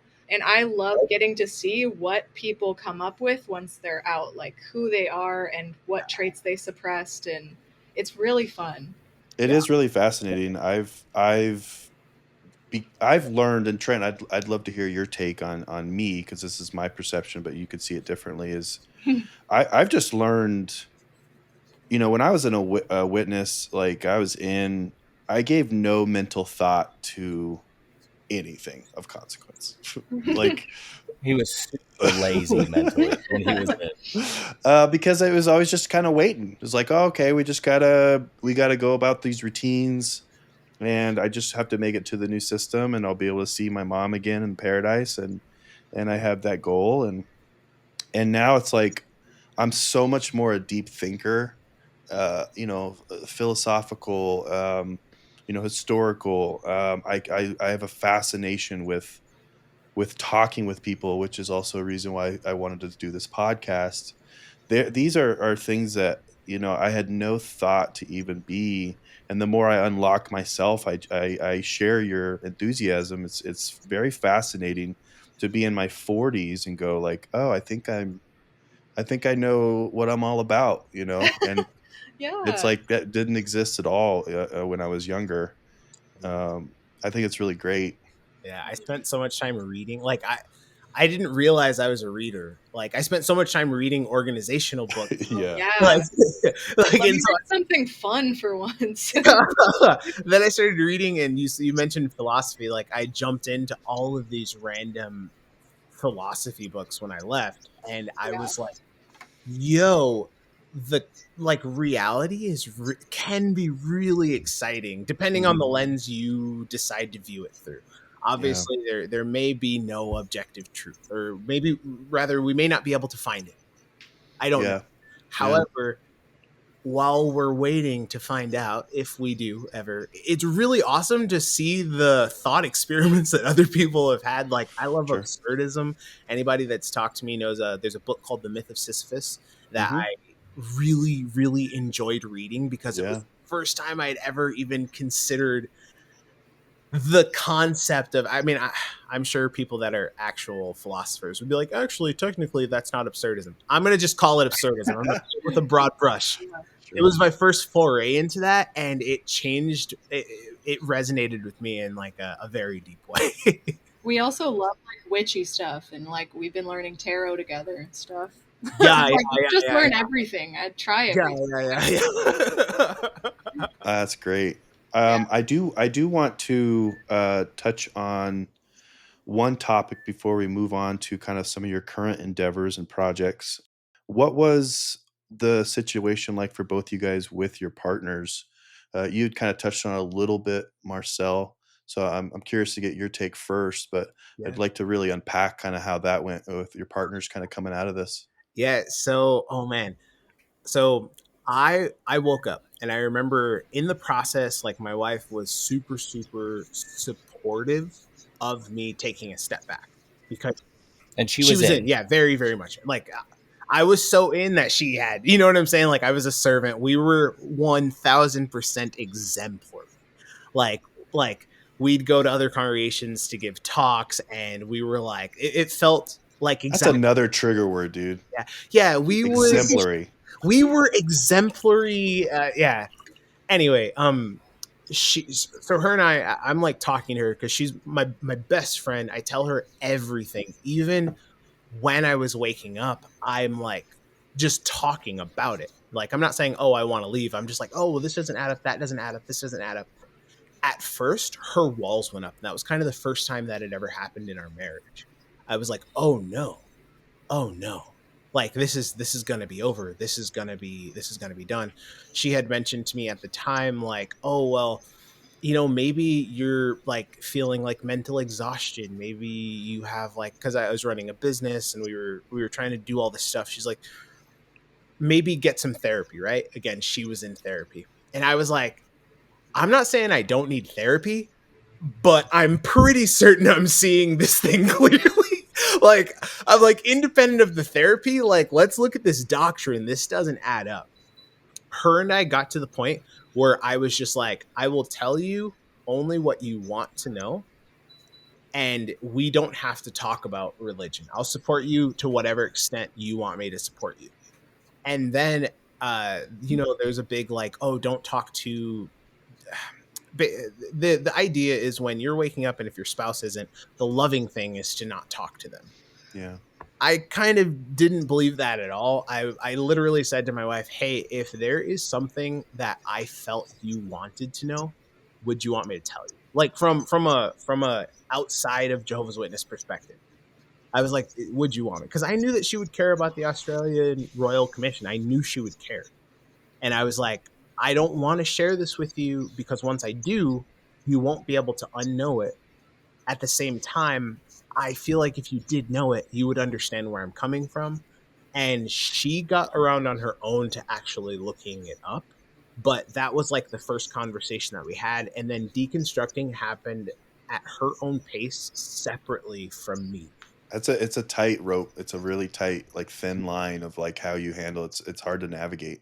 And a man who understands consent. Yeah. I was like, beautiful. Yeah. I mean, a king. Yes, exactly.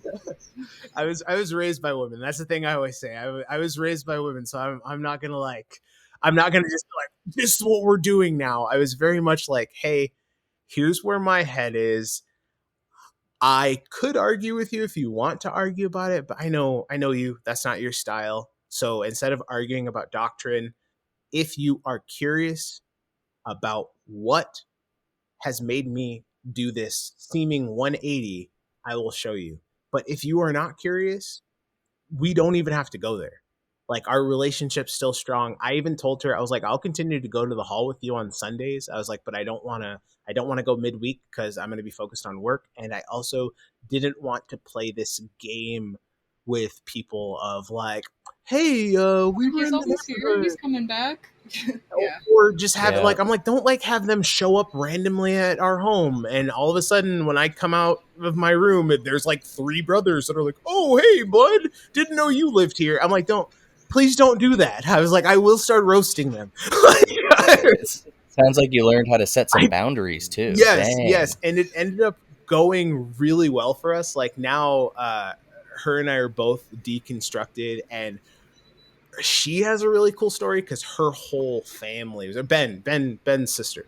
So their whole family is like still in on one side. So that's like your partner is Ben's sister. Yeah. Oh, I just put did that you not together realize because that? we talked so much about Ben and his sister on his pod. We got to have her on. Yeah. I'm his brother-in-law that we went to go, and basically Ben was somebody that I was like, this guy, come on, bro, you don't even believe Wow. this. It's a small world. Yeah. So okay, so she's out now. Mm-hmm. Yeah, and then yeah, okay. I want to ask her a bunch of questions, so she's on the hook eventually. Yeah. Whenever she's you guys ready. Wanted Jordan and Lydia, but you got me and Marcell. Yeah. Yeah. No, we're gonna get Jordan as well, your partner. So yeah, he's on the hook eventually as well. So I asked the same for you, McKenzie. Kind of, what was that process? Yeah, that was definitely a different process for me as far as like what impacted our relationship, because Jordan was someone I wanted to be with while I was in the position of being not free to remarry in the Jehovah's Witness eyes. I was like, we would text and kind of be like, I think you guys are all familiar with Jehovah's Witness rules, but I was like, I know my ex will sleep with someone eventually. I just have to wait until that happens. And then you were waiting to be scripturally free. So I was like, I could wait. And he was like, I'll wait too, whatever. Like, so we had that in mind. And then elders would talk to me and be like, okay, but like, you're not free and like just keeping an eye on my situation with him and being like, well, how much are you texting him? Just make sure it's not that you're dating. And I was like, okay, like, I mean, we did our best. We genuinely would like have a photo shared app and like we wouldn't text each other, but sometimes we would like add a photo to the album and be like, oh, I saw, like, we're just keeping in touch. And I was Yeah. like so still mentally in. And then after about a year after the divorce, he randomly one day was like, I don't know if I can do this anymore because I am not going to be a Jehovah's Witness. I know that that's what you want. I know you're very fully invested in it, and I don't want to have any sway on that, but I can't do it. And I was just like, whoa, like what happened here? And he was like, I'm not gonna talk about it with you, but that is like how I feel. I'm not gonna be able to be a witness, and I know that's what you want, so I'm Mm, gonna walk that's tough. away. So after a couple months, I was just like, oh, well, that was crazy. Like, what was that about? And then it just kept like I was still going through this experience of like people coming up to me and being like, you know, like you're a single mom, maybe in the new world you'll get a new husband. And I'm just like, okay. Like it was such a weird experience that I was living in. And I was like, because my first husband had chosen to do a lot of the things to me that he did, I was always just like, this doesn't feel fair. This doesn't make sense. Like it started a moment of like thought for me of like, this is not fair. This does not track. None of this makes sense to me.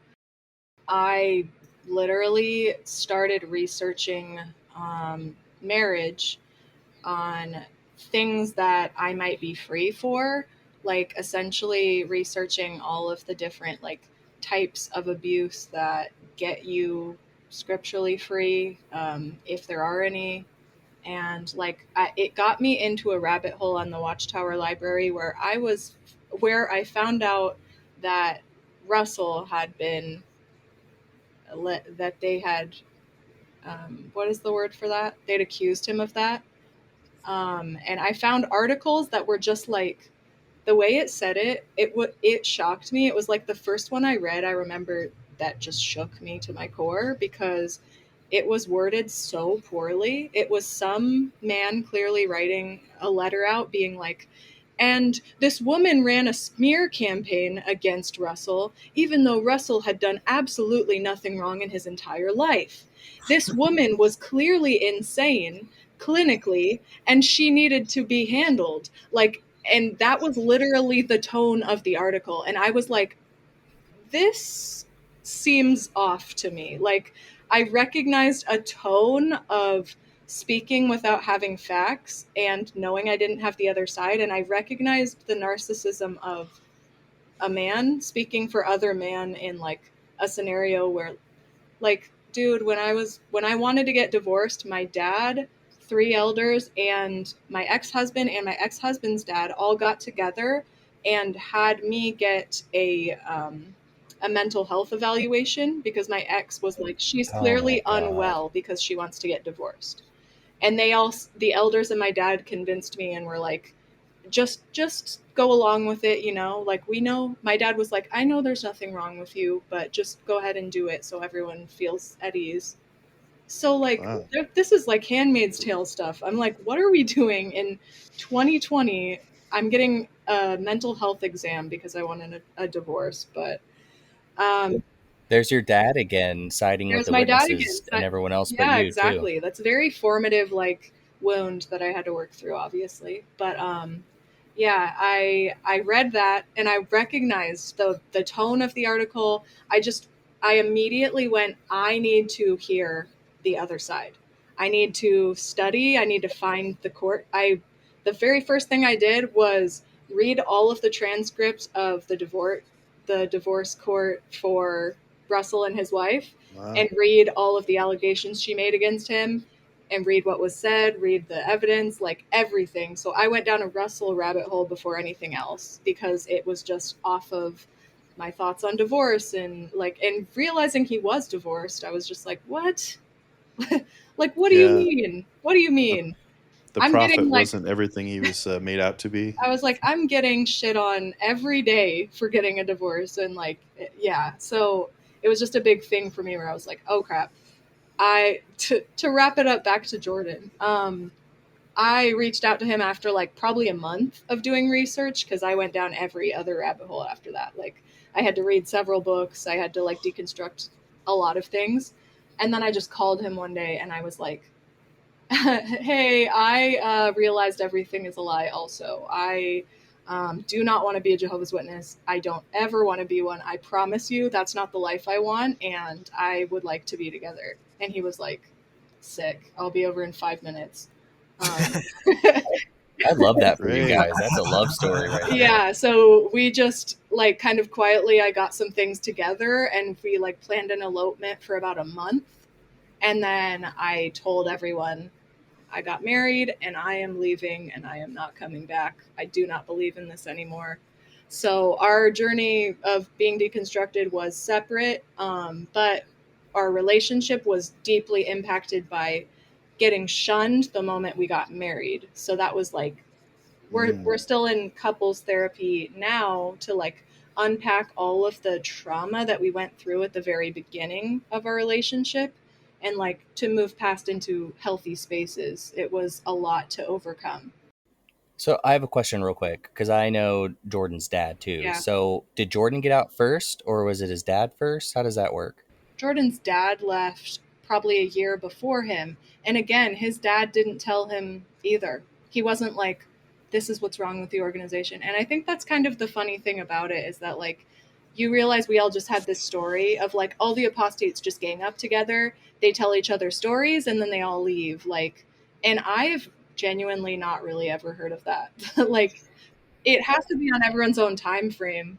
Yes. It's like I've said this before. It's just like sobriety. You cannot be forced into it. You have to Yeah. choose it yourself. Yeah. And then there's this like ultimate level of consent whenever you're like, hey, I'm making this choice. I'm not going to tell you anything. Yeah. And it's actually someone giving you freedom for the first time. Yeah. Well, I think there's also something that's maybe learned or a vibe where you're just like, dude, I don't want to wake you up too early. I don't want to cause friction. You know, if I do a full frontal assault with all the information I have that took me months to unpack or a year to unpack or whatever, this will not go well. Yeah. Mhm. Yeah. So it's like I think most people that have the clarity of mind, they just go, yeah, I'm going to give you a little bit of info, but you know, you're going to have to unpack this on your own. Mm-hmm. And you don't know what heavy stuff is keeping them in. Like some people, like I've talked to some people and I've gotten to the point with them where they will kind of like just be straightforward with me. And the bottom line is like, if I don't do this, life is not worth living to me. And it's like, okay, well, Yeah. now Kind of makes you the bad guy if you take that. from exactly, it someone. becomes it's a whole different moral question. And it's like, okay, well, you do you and I'll do me. Yeah. I've literally had conversations with friends for years, just checking in here and there for years. And then, and me just kind of very toting a line, being respectful, my case, thought provoking questions, let you, you know, jump to a conclusion. And years later, they're like, let's talk. Mm-hmm. It takes time. That is not how it was with me and you. No, no. Because we battled it out in my Yeah. office for like an hour or That's two. rough. Yeah. And then we separated for a year or so. About a Yeah. year. Yeah, and then I got the Yeah. text. Yeah. It's We all funny. have I our own think it's path. like it's interesting to me to hear too because I feel like there's a very distinct path between people who faded out and people who left like me. I left like you, by the way. Okay, yeah. So And I faded. I mean, getting the apostate label slapped on you day one that you leave is a very like different experience for sure. I don't have conversations with people. People do, or anyone I knew, I imagine, is very scared to reach out to me. Maybe like one, maybe two have like very carefully spoken with me a little bit, and that's like Mhm. it. It's It's scary. really rare. But on the flip side of that, I felt like I really have the being in the position that I'm in. I'm like, okay, well, I can speak openly, publicly about this. Like, there are a lot of people who have things to lose still and have some family that are still willing to talk to them and whatnot, where it's like I don't have anything to lose. I feel like I am in a position where I should be advocating and speaking up and like doing my activism stuff whenever I can, because I don't have anything or anybody to lose. Yeah. No, I hear you. I came to a point where I finally said, "Yeah, I'm gonna start this podcast and start having these conversations because there's really nothing else for me to lose." You Yeah. know, if anything, it's like, okay, now I can maybe at least in my own little corner of the world, maybe reach someone and help someone. Mm. Yeah. What I think is really sad is the life torching that we all had to do. Like, you really do have to torch your life, and even if you don't want to, it Yeah. happens. But I lost I mean, I think I lost 95% of my most cherished relationships, Yeah. and I did it on purpose. Like, I faded for a year or two and moved to Texas. I hardly knew anyone here other than like one or two family members that were also witnesses. Yeah. And I imagine you guys have had very similar circumstances, and it's crazy. We've all torched our lives and kind of have nothing to lose anymore because of it. Dude, when I was fading, I mean, even now, like if I talk to witnesses, I'm very open with them. Like I do not pull my words with them. I'll pick them a little softer, but when just in the process of fading, basically you get all these people that reach out to you under what I consider false pretenses Yep. of wanting to be your For friend. sure. Or like, oh, I want to be your friend, or I care about you, I love you, or whatever. I Miss you, bud. I haven't seen you. Yeah. Yeah. Yeah. I I literally had one conversation with like an elder that reached out under all these things, and then he's like, "Oh well, I'd love to have a meal with you, or like grab a drink with you." I was like, "Hey, I'd love to grab a drink with you too." I was like, "But just so you know, I, as a rule in my own life, I don't talk about my religious beliefs anymore with anybody that's not a close friend or family." His response to that via text was, okay, so well, that doesn't really sound like something that a Jehovah's Witness would say. Do you identify as a brother anymore? To which I replied to him, do you consider it very loving to blow past someone's boundaries moments after they set them? That was the Such a Yeah. last good point. he never followed up on a drink. He never, it turns out he didn't love me at all. Like, And I'm starting, he Whoa, was you're Yeah. just kidding. I'm starting to think he didn't miss me. Like, I'm Oh my starting to think god. that he wanted to only talk about my religious beliefs. And That's so when I'm talking to witnesses, still active witnesses, I keep that same energy with them. I'm like, hey, I'm willing to talk with you, but I am not going to play this game with you where I have to pretend like I don't know you're trying to exert religious superiority on me. hmm And I don't have to pretend to be apologetic about not believing in what you believe. It's really challenging because, in my opinion, they don't truly know how to have that real conversation. yeah. 1000%. Yeah. And the moment it gets real and they have to kind of open up and kind of like really have a critical conversation, it's really dangerous. It's really scary. Yep. Yeah. And whether or not they believe that or not, or they really know what's going on, their little sensors go off and they go like, okay, I'm not going to be able, because it's not active listening. It's not a real Yeah. conversation like we're having. It's like, Well, it's like once they go off script, it's over. Once there's something that they don't have a script mhm, for, they're like, I'm yeah, out. we've lost another one, Yep. you know? Yeah. Hey, I want to, that was a great segue. I actually specifically want to question you guys about your religious beliefs. So, like, Mackenzie, what do you believe now? Oh, interesting. I would most I'd be most comfortable with saying that I am spiritual in a broad sense. I do not believe in any religion, but I do think that there is. I like to think positively and in an optimistic way that there is something that connects all of the living things on this planet, and that's just kind of a broad. I have really not been asked this or like put it into words at all. Can you tell? Then that's a Um, great question. but Yeah, it's something that I think that if there was any spiritual feeling to be felt, I think it could only be personal between you and the universe or God or nature or whatever you feel moves you. I don't think that religion or like putting words to it or like having people get involved is ever makes any sense in any of that.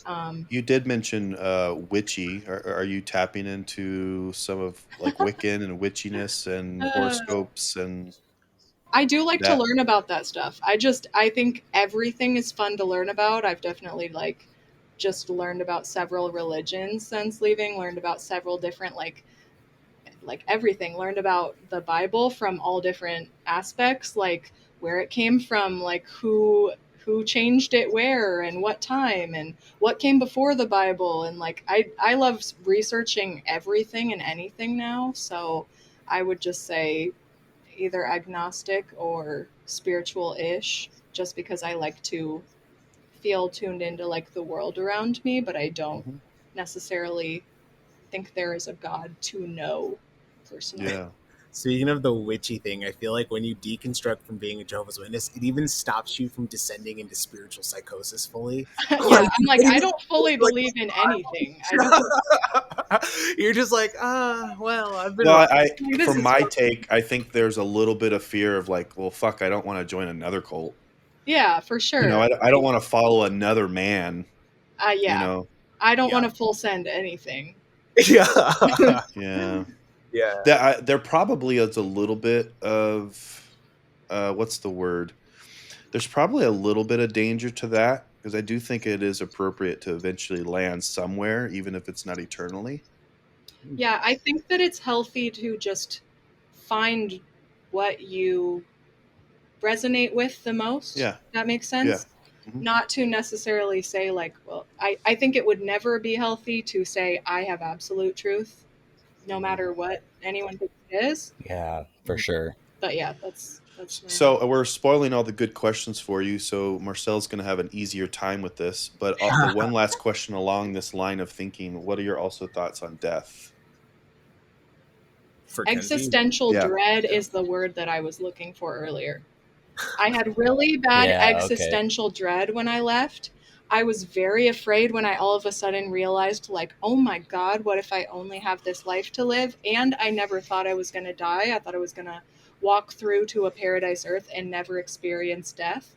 So my first few months of therapy were literally just intensively talking about existential dread because every single day felt like heavy and scary for me, and I've mm, actually talked to a few people that that's been their main stopping point from leaving is they're just yeah, too afraid to face those type of things and those type of questions and to live with uncertainty in something that feels as scary as that.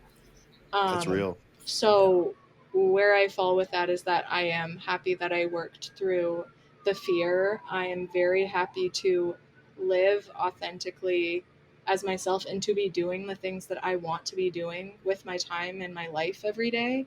And yeah, I mean that's the way I stay positive. I also like I am more on the optimistic side that I'm like, I mean, yeah, there could be nothing after this, but there could be something awesome too. Like, I Yeah, don't know. it's But great saying.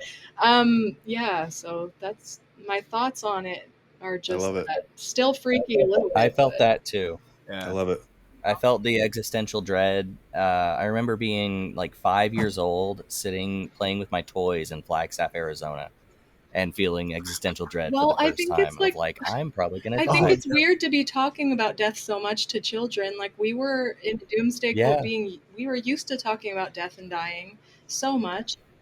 Every meeting Yeah. usually. Now when my kids hear something like that, because I co-parent with a witness, I'm like, oh, that's like, don't worry about that. Don't like, they'll talk about something and be like, are you going to die at Armageddon? And I'm like, no. That's not, I Yeah. don't want to pull on that I've thread right now because that could be a whole nother topic, co-parenting with a witness. Yes. But maybe when we have you back, we can definitely remember to chat about that.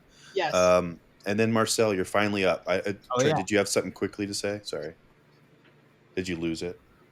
I Lost it. lost it because of you, You bro. are welcome. You'll get it You're back when you just jump in when you're ready. Marcel, what are your religious beliefs?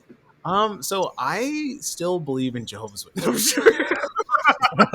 So I think the only thing they were right about is that there is going to be a paradise. no, oh man.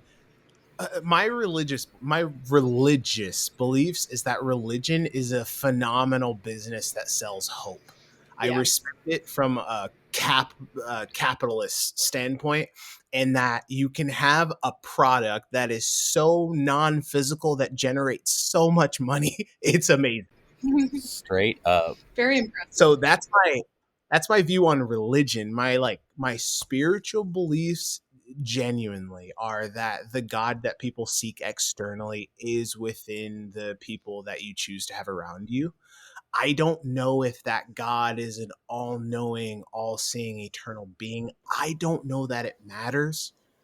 Mainly because when we talk about reality or life, we talk about it as if we know what's going on right now. Like, we don't know, like, for all you know, you could be dead and this could be your brain playing out some scenario. Reality is very much taking place in your mind according to science in this point. Yep. That being said, that can give you existential dread if you think about it in a everything is meaningless way. But the things that I tend to think about are the fact that I can enjoy beauty in whatever this is. So it's not all bad. Along for the ride. Yeah, like Yeah. along for the ride and very aware that the ride ends in the same place for everyone. As much as we want to believe we know what that end is, we don't. In the same way, we don't necessarily know where consciousness resides. There's a lot that we don't know. I do enjoy theorizing in my own heart about those things and thinking, oh, maybe there's something beautiful in a grand plan, blah, blah, blah, blah, blah. But I do not think that matters nearly as much as what I try to do, which is honor the humanity of the people around me. I go, Well for said. so many years, I spent honoring this God that was in the sky. I passed up people that could have genuinely used practical help. Now I will help someone they can use practical help. I spare no expense in letting people know that I love them. When I do love them, I'm like, hey, just so you know, I love you. I'm thinking about you because I've lost people. I know we all have. It happens suddenly, it happens quickly. It can scare you. Yeah. That being said, you do have today. So I try to remember that I have today and I try to utilize it for what brings, for lack of a better word, my soul contentment. And the things that bring my soul contentment are pouring into those that I love and having them pour into me. Man, I love it. And do you believe in an afterlife or anything like that? Reincarnation? Yeah, personally, I believe in reincarnation Hell mainly yeah. because of a book that I read about quantum immortality, and I don't understand quite how to die. Like, I know people are like, "Oh, well, your brain goes dead." Okay, whatever that actually means, right? Like, Right. you're saying words, and I understand those words have an implied meaning, but we don't actually know what that means. Yeah. So I personally, just for the sake of, I'm not sure what a brain going offline actually looks like. I do believe in immortality, and then or not immortality. I believe in reincarnation. And then, dude, this, like, the craziest thing when my daughter was born, because I was like, all right, like, Kenzie, we did this with Kenzie and Jordan's son too. We'd Yeah. always ask him, like, do we know you in a past life? Like, and he would always like, yes. And I'm like, oh my God. Because he only knew like 3 words. And so now I when my love it. daughter came out, I also was right there. I was like, all right. I was the first person she saw. Tell me everything you Dude, she remember. came out. We go skin to skin. I'm like in her face. She hasn't taken her first breath yet. And I'm just like, hi, I'm your dad. I kid you not. She raises her hand and waves back at me and then Amazing. lets out the craziest cry. And I was like, that's it. That's it. That was her past life that I had just a split second to I talk to. love it. And like, yeah, small little confirmations like that, I like to just dwell on and go, well, it's not all bad. The beauty of a full moon really makes me Yeah, happy. we love the moon. He's an Love honorary Same. bisexual, and we all love the moon. I'm honorary, dude. I thought Yeah. I was just actually bisexual. Oh no, he's coming out today. Oh, snap. Babe, are you cool if I come out on this podcast?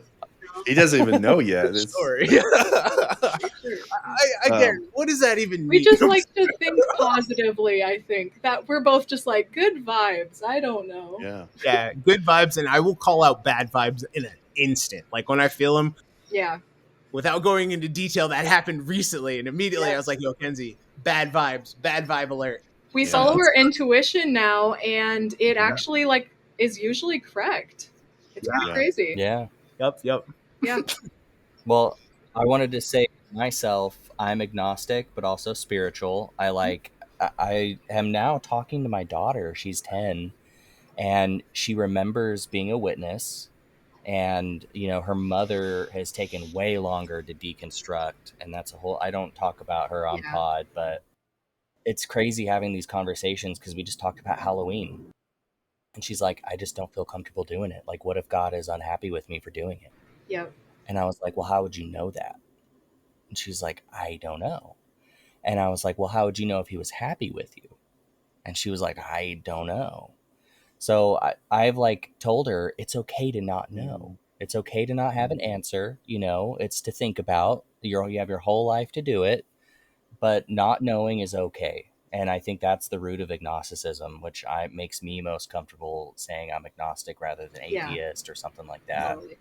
But then spirituality, like I did the same things. I did the deep dive into paganism, like witchcraft. I read the Satanic Bible. And then I also have read Socratic method type books and philosophy. And it's just a spectrum, of like spirituality, vibes, like all I that. got this book. And I think Derek's probably the I same. got this book this week. I just wanted to tell you it's just called The Wheel of the Year, and it's like made for kids. And so it just describes like every ritual that's ever happened around these times in the year.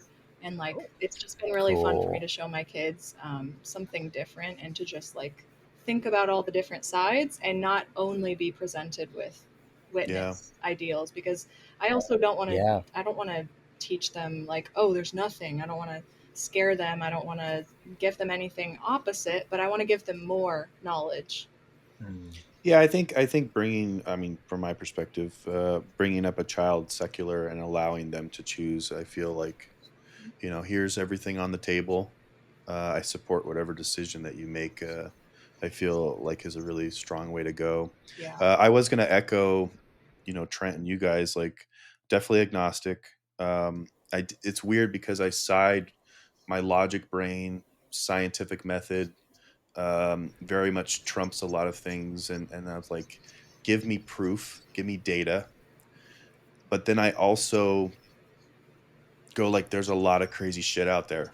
There's a lot of weird juju and spiritual things and unexplained things.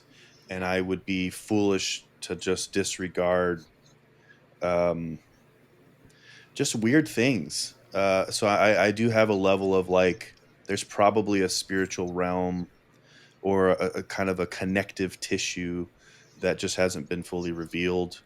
And these, I echo your sentiment, Marcel, of the structure of true modern day religion does not connect with whatever the spiritual world is.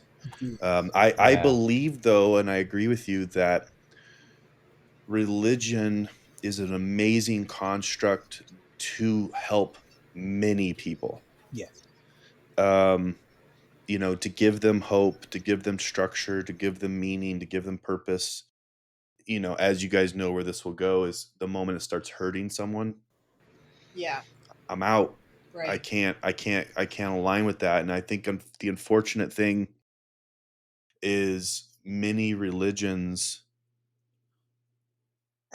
they hurt people. They, whether it's inadvertent or not. Trent and I brought it up before, but forcing a woman to wear a head garb and walk behind you and not give them freedom of choice for what they can do with their body, or all of these many things. That same woman could side with that and go like, no, it's my choice, but deep down it's not. You weren't even given the mental choice to go like, let me have the opportunity to choose for myself. I was going to say none of us consented probably to being Yeah. witnesses, at least not when we were mature adults able Exactly. to. Without coercion, that's for sure.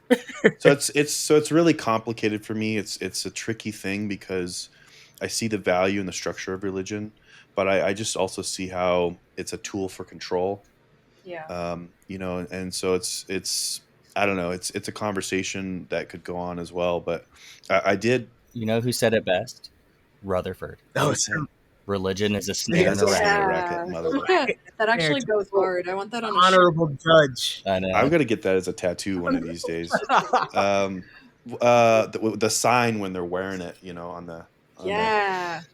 the one interesting thing I thought when all you guys were talking, myself included, is there's that scripture in the Bible, the kingdom of God is within you or in your midst. Oh, yeah. And the reality is it is within us. It's our own personal spirituality. So ironically, the Bible did teach us. We just didn't see it at the time. Dude, Well, because men came in and they hijacked it. Well, Marcell, you said it. yeah, that's exactly, like, I've shared with witnesses several times. I'm like, you remember when Jesus boils down the entire law into two things? It's loving God and loving your neighbor. Now, come on, man, like, think about that critically for a moment. Why would you ever feel comfortable doing something like shunning? Why would you ever feel comfortable betraying someone's trust in the name of your religion? Like, if someone comes to you and they're like, hey, I'm struggling with insert whatever thing that they consider to be a struggle because it's been framed to them that way. And then you turn around and you go tell some elder, now you blow up this person's life. You ruin what could have been a genuinely spiritual moment of connection. Yeah, And that to absolutely. me is a sin. Like, Yeah. as far If you're following the principle of love God and love your neighbor as yourself. exactly. And I'm Golden like, rule. it's 100%. whether, like, even as a witness, I would always say, like, oh well, like, when it comes to the Bible, I definitely love the Gospels. That was always the things that I would say. Yeah. Now I don't say I love the Gospels, but I do think that there are useful poetry, there's useful word pictures all throughout the Bible that if people paid more attention to those things, the rest of the book, honestly, you just throw out. Like, the rest of the book, it would self-delete if you really took Jesus' word seriously. I'm Yeah. personally a fan of the scripture where God sends the bear to kill all those children. Yeah. That's Because they were making fun of his because bald as a head. bald person, As a bald person Yeah. myself, Brothers. I'm with you. Kenzie, So- take off the wig. and for those of you that don't know about that scripture, that is real. You can definitely look that up. Oh yeah. Good old Testament. I wanted to kind of round this conversation out. I've really enjoyed chatting with you guys. Same. It's been great. I wanted to talk, briefly about your experience on Jubilee, McKenzie. I'd love to kind of pick your brain on that process, how that process came to be. You did kind of mention that you have a little bit of following online with some of your content, and maybe that's how you kind of got picked to do that. But Yeah, please tell us about all of it, but can you start with what Jubilee is and why people should probably check it out? All the things. Yeah, Jubilee typically does discussions of literally a huge array of things. Like, a lot of the times they can be political, they can be about just like humanist issues. Like, it's typically debates, and they talk about a huge array of things. Genuinely, they have about 10 million followers on YouTube. And so I honestly was not familiar with it because I just am not, I don't watch a lot of YouTube. But when I first got, they reached out to me on TikTok because I've had a couple of TikToks about Jehovah's Witnesses go viral on TikTok. So they found me there and asked me to audition for it and to go out. From what I hear, it was supposed to be a discussion of like active members if they could find any from either side, because I think Jubilee typically prefers more of a like debate than just a conversation. Like they like to have both sides of an equation and kind of like talk out the different discrepancies. So, I mean, there were definitely people that were like, okay, why are we talking to ex Scientologists and ex Jehovah's Witnesses? Because when we did this episode, both groups had just a ton in common. So, you take any groups that have left a high, like all high control religions essentially function the same. They just have different day to day operations, like different phrases that they use, different stuff like that, and different like levels of harm that they do. So I think it's very similar with like the ex Mormon community as well. I always hear that they're very similar to those groups too. So it was a very nice experience because we had a lot in common to talk about, but I think people were hoping for more debating than happened, but we had a lot in common. No, I thought it was great. I really enjoyed it. I thought it was a good open forum for people to talk about their experiences and also shared experiences, but with different kind of takes and viewpoints. I've Yeah. seen the episodes, and I agree with you. Is a lot of times that they'll ask the question, and one or two people will step forward, and it was like most of the time it was like everyone stepped forward. It's like, yeah, we all kind of share a similar thing. Yeah. So Jubilee's tagline, just for anyone who doesn't know, provoke understanding and create human connection. Yeah. Yep. I definitely knew about that. Yeah, that's Yeah. my tagline too. Yeah, same. I've got the, So what was the process like? Like where was it filmed? And I noticed the episode's like an hour, but how long did you guys yeah, talk? it was in Los Angeles and they had us all come in like staggered and we weren't allowed to talk in the dressing rooms. Like we had a large like group together and I recognized some of the ex Jehovah's Witnesses because I'd seen them online, of course. So I was like, oh, but we couldn't talk to each other. So we were all like, oh, hi. Yeah. And then from the ex Scientologist side, like they are like just incredible activists because they literally have to be. Like they get slandered to a degree, like they get stalked, they get like it's so there's a lot of very severe cases for them, and the people who do activism for them are like incredibly brave and incredibly good at like advocating and speaking for all of the against all of the harm that Scientology does. So that was definitely intimidating. And I think that we were all kind of hoping that it just didn't get watered down because there are a lot of ways that, like, our group was a little bit less severe, but putting them right next to each other, it's like, well, you don't want to just be like, okay, well, we're the less bad version of this. Like, Yeah. I was just hoping that we got the takeaway to be that, both groups do harm, but this one may be at a more extreme level. Yeah, they do. They do some crazy shit. Yeah, I do agree with you. Like to be an ex Scientologist person that has like their face online, Yeah, that's very vocal. yeah, They know that they're going to be targeted by Scientology. Like, yeah, I mean, so unlike the witnesses, where yeah, they're definitely a little bit less. It's more personal. Like we're going to get it from family, friends. But it's Yep. like no, they're legit going to attack you, your finances, stalk you. It's some yeah, wild shit with those Scientologists. yeah, Well, Mackenzie, you said it well on the episode that one key difference is that Scientologists are chosen because they have. yeah, They have mhm, money, they have status, so they're already kind of living a certain level of life. But then the Jehovah's Witnesses are taken in because they usually have nothing in some yeah, way.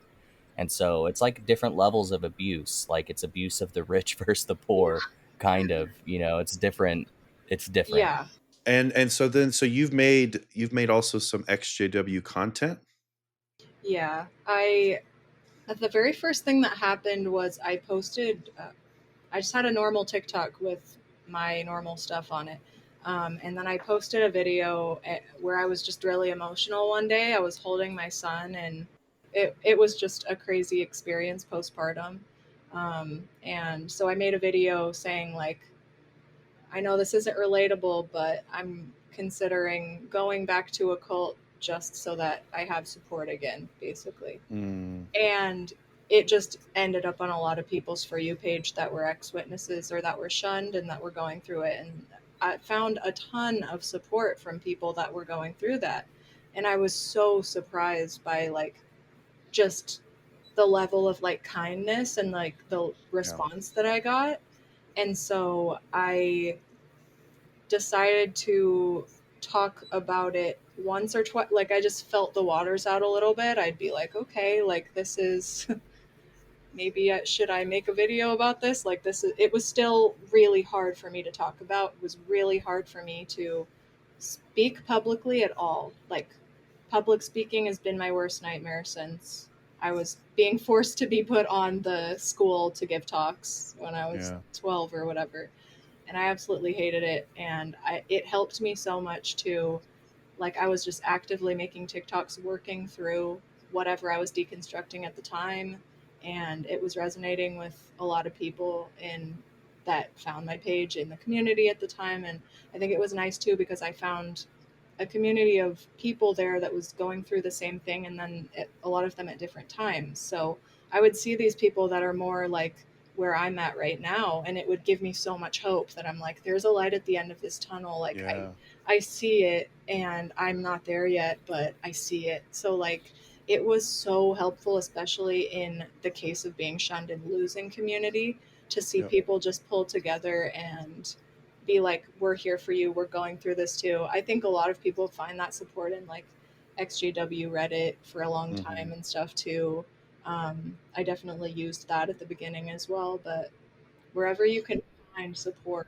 That's the common theme I'm constantly seeing is, yes, there's so many of us out there, and we are a community of people that, I don't know, externally it's kind of hard for people to understand and relate, but there's so many of us out there that can relate and we can be a support for one another. Yeah. Yeah. So it is nice because it is also challenging, like you said, to put yourself out there. But every message that you get, that Trent gets, that I get, where people are thanking us, because it's like, oh, there's someone else that's been through what I've been through. Yeah. It's really great. It really just keeps you going because you're not alone. So I think that's really powerful. That's really great. The other thing I think of is, gosh, like, we're all technically, Trent doesn't like hearing this, but we're all technically apostates in their eyes because we choose to put ourselves out there to say these things. And I know that, Marcel, that could be challenging for you as being kind of faded. Um, but it's like, this is what apostate is, just people talking about their trauma and issues, and putting stuff out there, your genuine lived experience. Trent, you don't like the word apostate? It's not that I don't, it's that I'm trying to, I guess when I deny being an apostate, I'm denying power over that I Mm, word. mean, yeah, yeah, And yeah. and I don't like, my mom is still in, my sister is still in, and they still talk to me. And I've had conversations with them at length, about what I believe now and why I left, etc. And I guess it's a denial that anyone can call me that without me saying it. Like, by the definition of the word, I've left a belief system, and I do preach against the witnesses now. So yeah, I'm an apostate, but I don't like when witnesses call me an apostate. yeah. I really don't. I guess that makes sense. Yeah, I feel like to call me an apostate would be like calling me an apostate for canceling my Netflix subscription. It feels like a Yeah. pretty intense word for leaving a business.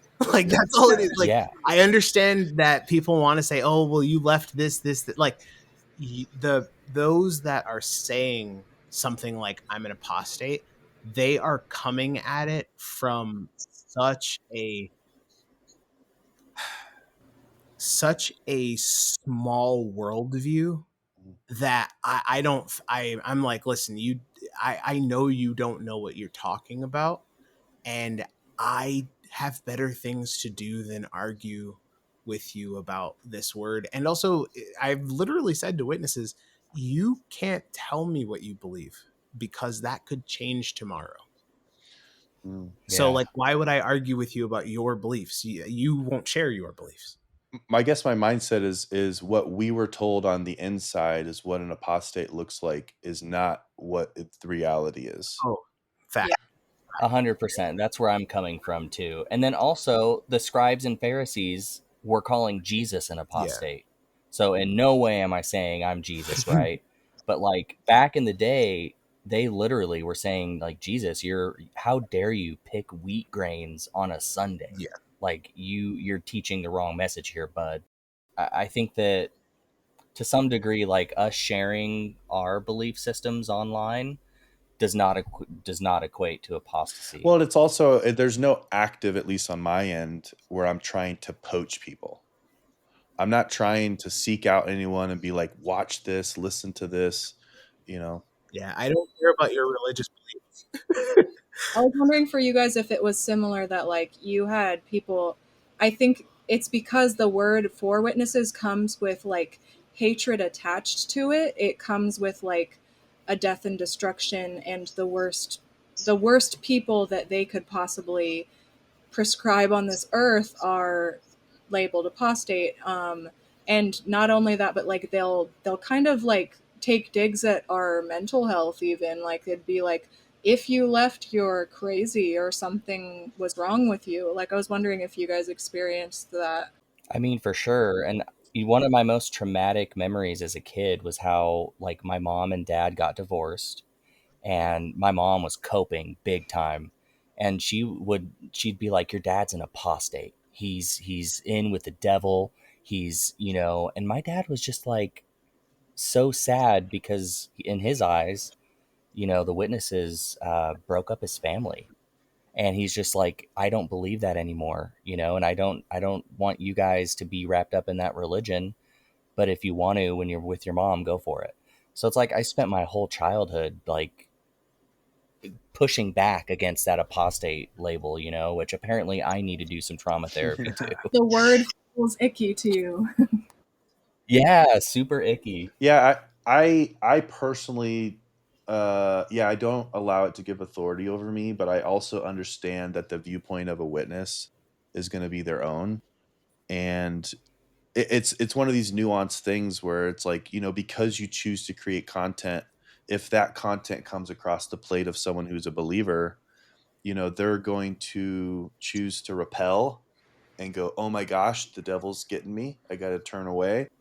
Or it's going to be a situation where they go like, oh, let me look at this, and maybe that leads them down a different path. But none of those are options that I'm actively putting on their plate. The only option is they're choosing to decide on how to move forward with that content, if that makes any sense. So I personally haven't had it, but I do know that there will be a moment in time where eventually someone connected to me that is still in will get this content and decide to go, oh, I need to give this to, my father who's still in, or, someone in my old congregation.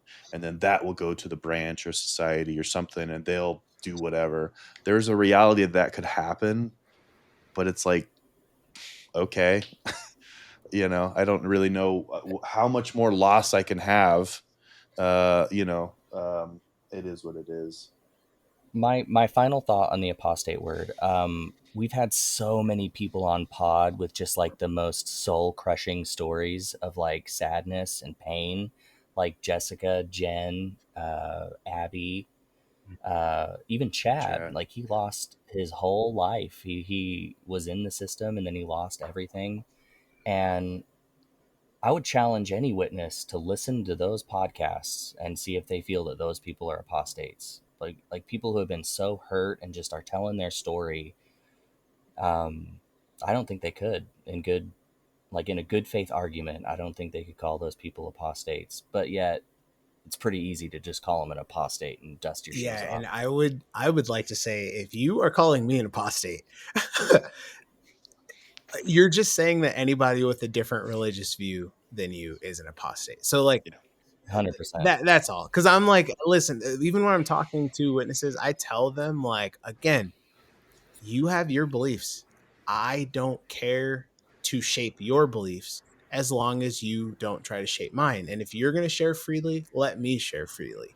If me having a differing opinion makes me an apostate, it's again, it's not worth my limited life trying to change their mind about You know Yeah. what it reminds me of? It reminds me of if you have a limited scope of what the full picture is, you're immediately going to go demons. that. Yeah. You know, Yeah. you're immediately going to go spiritist, whatever, apostasy. It's like, you know, back in the day, if they saw something there, like if it started raining or thundering or lightning, they're like, fuck, the gods are pissed at us. Yeah. Yeah. They didn't have enough understanding of the real world Yep. that you just go, oh, apostasy, or oh, the devil. And it's like, realistically, that's such a narrow minded viewpoint. Mm-hmm. But at the same time, I have to give them grace. I have to show them pity. Ironically, I always say, like, you know, they're showing us pity that we're lost sheep. But Yep. it's like, in fact, I have to give you grace and show you pity, Yep. because I've been given an opportunity to have a larger picture, and you still unfortunately have a very small view of what the real big picture is. Yeah. In the true sense of the word, they're ignorant. Yeah. And so it's like I wouldn't ever be able to sit with myself if I approached them with any anger or any malice or anything, because it's like I've been given a bigger tool set, Yep. you know. And they just have such, you know, they have one tool, you know. So I do want to close out on kind of where you guys are at now. So I don't know, tell me what Griswold is all about. What's this endeavor that you guys are working on? Griswold House is a creative agency that helps people, businesses, products be their truest selves and then find their audience for that true version of themselves. So we've worked with all sorts of people, whether it's personalities or like restaurants, even companies that make really high-end products, and we help them really communicate their uniqueness and their value in ways that are truly artistic. So whether that's photography or videography or whatever thing we haven't jumped into yet, we're willing to really be a partner with them to help them expand in an organic way that will be future proofed, even if the algorithm decides to change. Does this have anything to do with Home Alone? Yes. You got us. No, I don't get the reference. Griswold. No, Griswold House. Actually, some people that listen to this will know. I used to live at a house on Griswold. That to me, in Phoenix, Griswold. That to me was very much like an art incubator, because everybody in there was an artist, and sometimes we would just have like jam sessions, or we'd make random sketches, or just do all. It was just a fun time. It was very, very fun. And I rented this house. I had roommates, and then we pretty much had like 10 couches. That was like 10 couches, a TV, and then each person's room had like their art in it. So like you came into my room, it was like you're going to be playing some guitar, and I had a wall with all of these albums on Sick. it so we could talk about music. And it was really like a fond place for creativity. And when I know when I first was doing Griswold House, before it was like a business, I was just doing creative stuff like online. And then once Kenzie and I linked up, and then like the art that she does as an artist is one thing, and then she's like a real magician when it comes to helping people find an audience online. Like it just marrying the concepts was like, yo, let's not abandon the art side of things. Let's not totally like sell out, but let's take our creativity and apply it in a way that can also provide a little bit of income for us. So And McKenzie, tell me kind of your take on it as well. I'd love to hear your voice. I'm just really excited about us being able to like work together professionally. Like I've always been inspired by people who do things they're passionate about for work. And that has just never been something that I even considered as a possibility in my life. And like growing up, just always being told that like creativity was kind of just it was an afterthought, or it was like something that didn't matter. Like any of your like artistic pursuits or anything you did for yourself, like that was always just kind of viewed as like selfish or unimportant.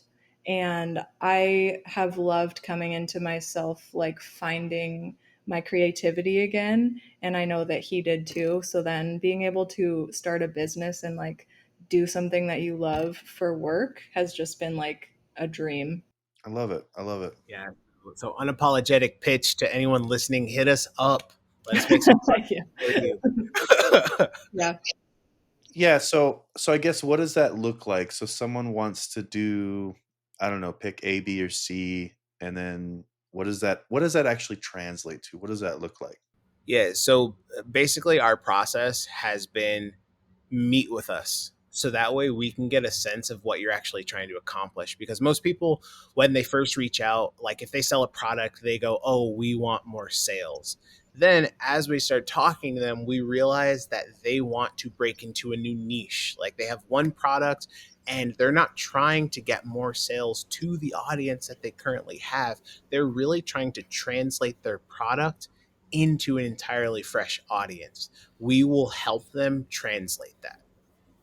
So that's where it starts, is having a conversation so that we can get on the same page about what you're actually trying to accomplish. And then from there, it's like pretty straightforward. It's like shoot days. Like I'm a photographer and director. So we'll schedule like 1 or 2 shoot days a month, generally speaking, because people are busy. And then from there, we will help. Either if you have a creative vision, we'll execute that, or we'll put together the creative vision for you, and then Kenzie comes up with online like plans to The push. social media strategy. Yeah. So it's not just like, oh, here's stuff, now just post it whenever. It's like, here are the times to post it. Here are the hashtags. Here are where the people you're trying to get to generally live. And these are the types of things that they're consuming online. So we do all of that legwork. So that way for the business, they can focus on what they want to do. And we are, in essence, their marketing agency. But he's also like really talented at like just having the eye for really creative shots and videography that is done in a creative way. That's like we've pitched people before and we'll just be like, just let us have the product and we'll for a day we'll shoot with it and show you what we have. And they're like, that is not even an angle I ever thought to use our product for. And the video looks so good that they're like, oh my God, that's genius. So like we're trying to take everything and go like the most creative as we can with it and the most interesting to like draw people's eye, and then they're like, oh, that why didn't I think of that, that looks so good, like, and it's just like it's been so exciting and fun. Yeah, we care. We're not using like AI to just get quick turnarounds. Like we're like, I feel like personally the world, especially when it comes to creativity, we're heading back to a way where it's like real creativity will have to rise because it's going to get saturated. It's already saturated. Real creativity to me is, there's going to be a forever place for it. It sounds like you guys are uniquely positioned to appreciate humanity, Yeah. which I feel like anyone who's left the witnesses has had to come to terms with their humanity in a deep way. But I Yes. just love that, and I love that you guys are doing human work, human creativity in a time of the machines taking over. And it's also like it's just been waiting to burst out, for so long, to have your voice and to kind of put your own unique spin on it, which I can definitely relate to as well. Putting this podcast out in the Instagram account to some extent is also a creative expression. There is a level of vulnerability there, but it also is rewarding. So I can definitely relate to that as well. Yeah, it's about like creating things for yourself instead of just being like passive in your life, letting things happen to you. What's funny is when we were witnesses, we were consumers, Yeah. Yeah. and with the creative part of us stifled completely, Yes. just waiting to get out. Can I tell you guys a really fun fact Super quick? Yeah. consumers. In when the when the convention, what is that one called? The International Oh Convention. boy, 2019. When the International Convention came here to Arizona, Marcel and I were in a stage performance at Symphony Hall in downtown I went Phoenix. and saw And that. you did? Yeah. And that was the last time we were creative before this. Wow. That's so true. I didn't even think about that. So yeah, if you're Wow. listening to this and you watch the 2019 International Convention, Love never fails. yeah. What did you think of the show? Well, it just an interesting aside is somehow the Love Never Fails convention continues to come up on this podcast because it's come up with Chad, it's come up with me, it's now come up with you. I think one other person. Yeah, because it's kind of one of those big ones right before the end Yeah, literally. for a lot of people. But I went to that because that. Well, here's my take on that. That whole thing is another thing in my mind because I was already starting to deconstruct at that point of control. Mm. That whole secretive show that, many people don't even know that thing exists. Very few people got to go, kind of the elites got to go. Yep. Your kind of normal rank and file members don't even know that little private little showcase existed. Private that was shown to thousands in Phoenix. It's like it's private. Yeah. And keep in mind that international convention was probably 45,000 people. Yep. So I consider myself blessed that I got to go. Hashtag blessed. I went because we were actually hosting some delegates, my ex and we went out and service with them. They were from Korea, but really China. And yeah, so they gave us tickets and I got to go watch it. I thought the show was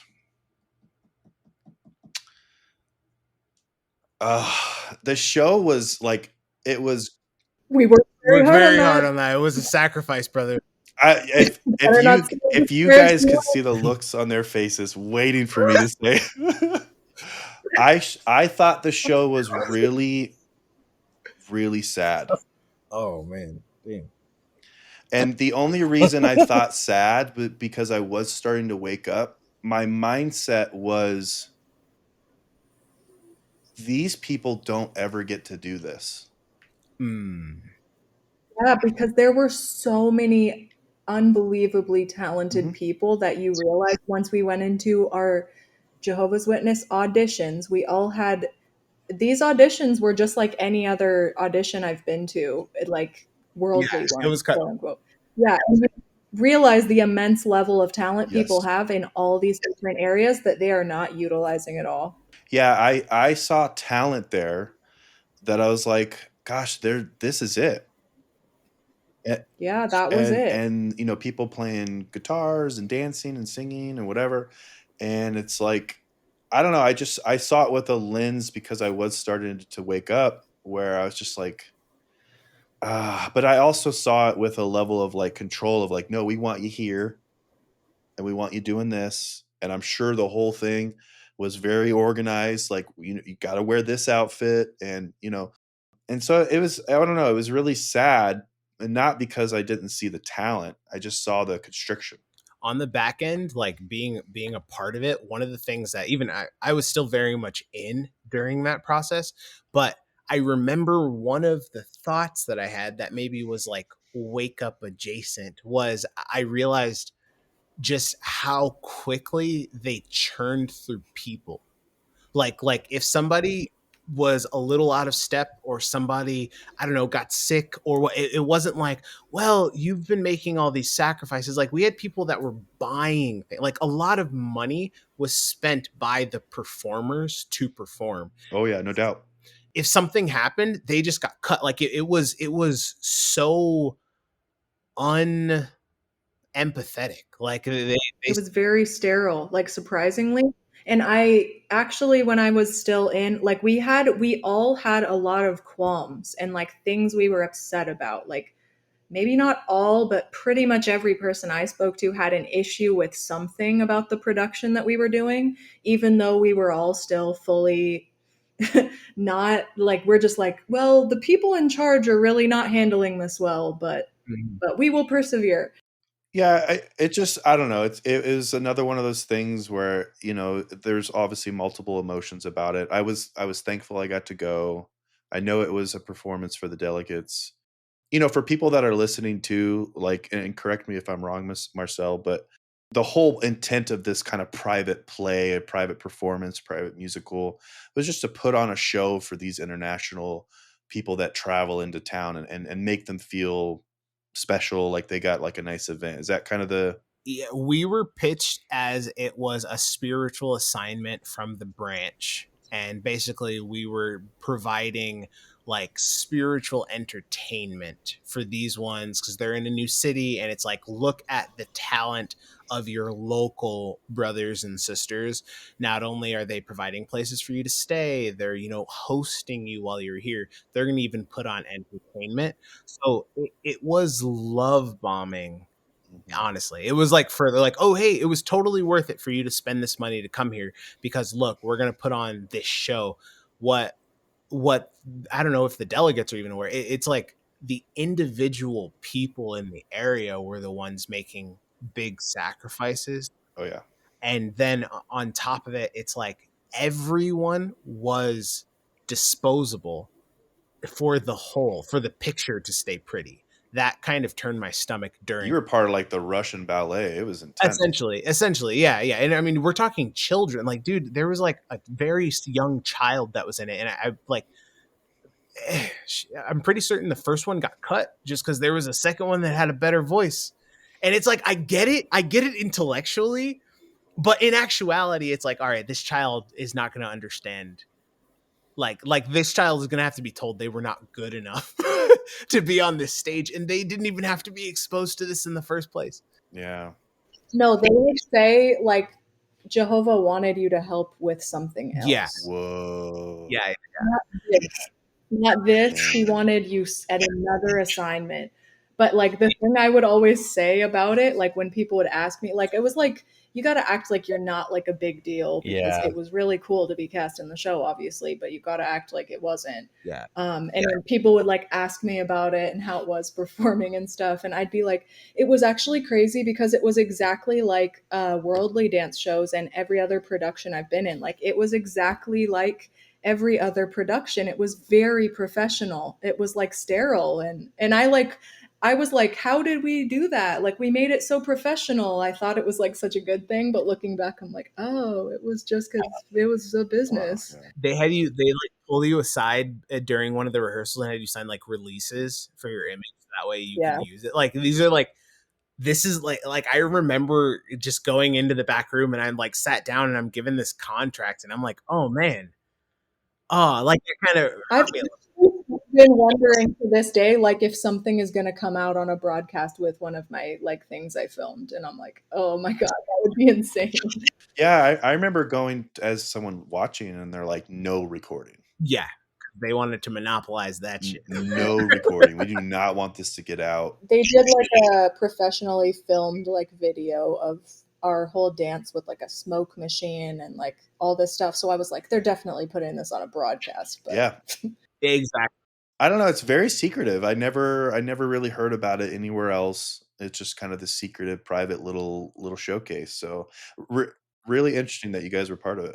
During COVID, there were a lot. You have to watch every single broadcast now. Yeah. Well, and just last thing during COVID, there was like, it became even more elitist. There was a lot of like people that would put on like, oh, come to this Zoom. I got the link to the evening gathering in this country or in Oh this boy. city, or it was very much like, watch parties. yeah, and you're just like, oh, well, remember, brothers and sisters, we're all here to enjoy this. We're extra righteous. Like, we don't want to say it, but we're better than everyone else. But They're probably thinking like, what is it? I'm already starting to forget things, which is great.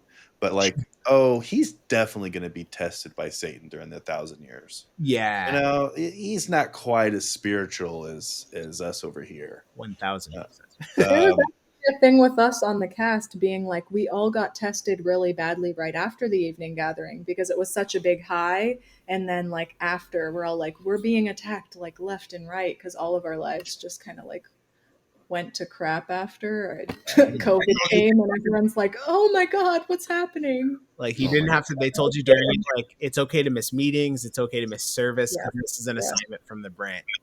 Mhm. wow. Yeah. And we have to tell people some official statement like, we're working on a project right now that's taking our time, like, so people wouldn't judge us for missing Wow. meetings.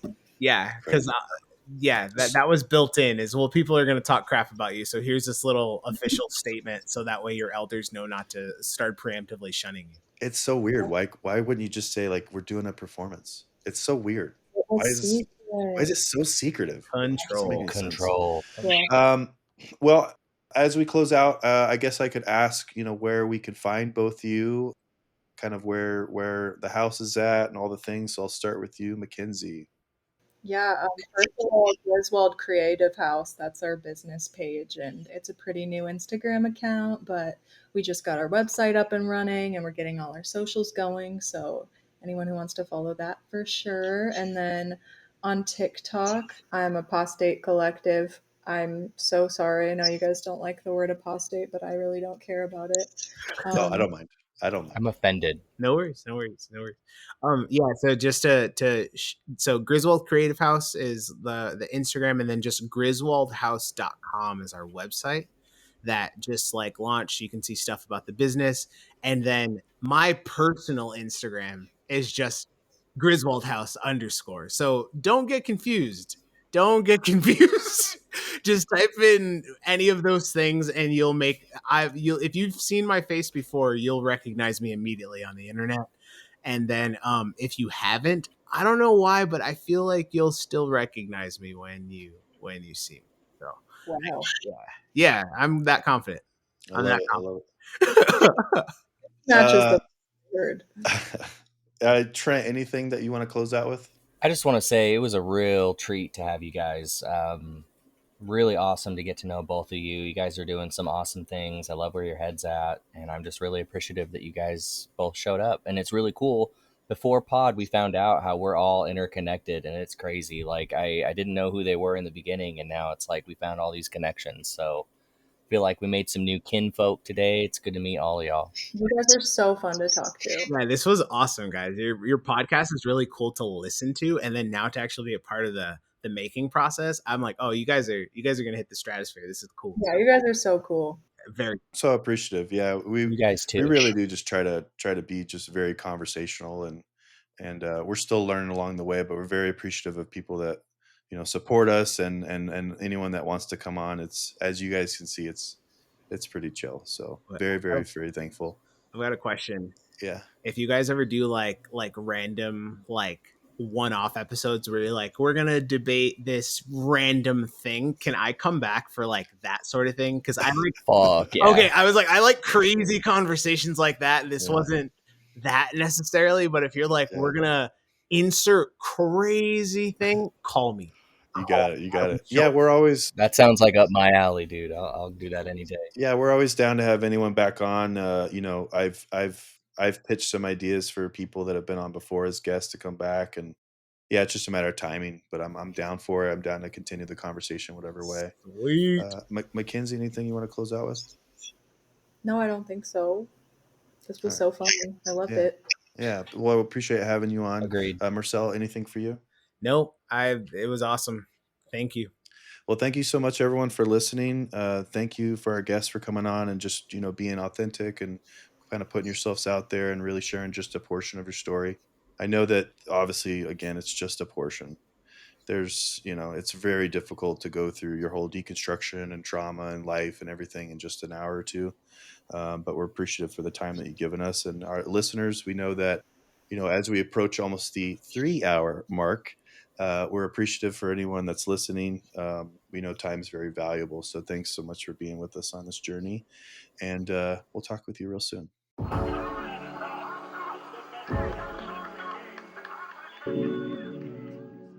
Thank you for joining us on this journey in this era.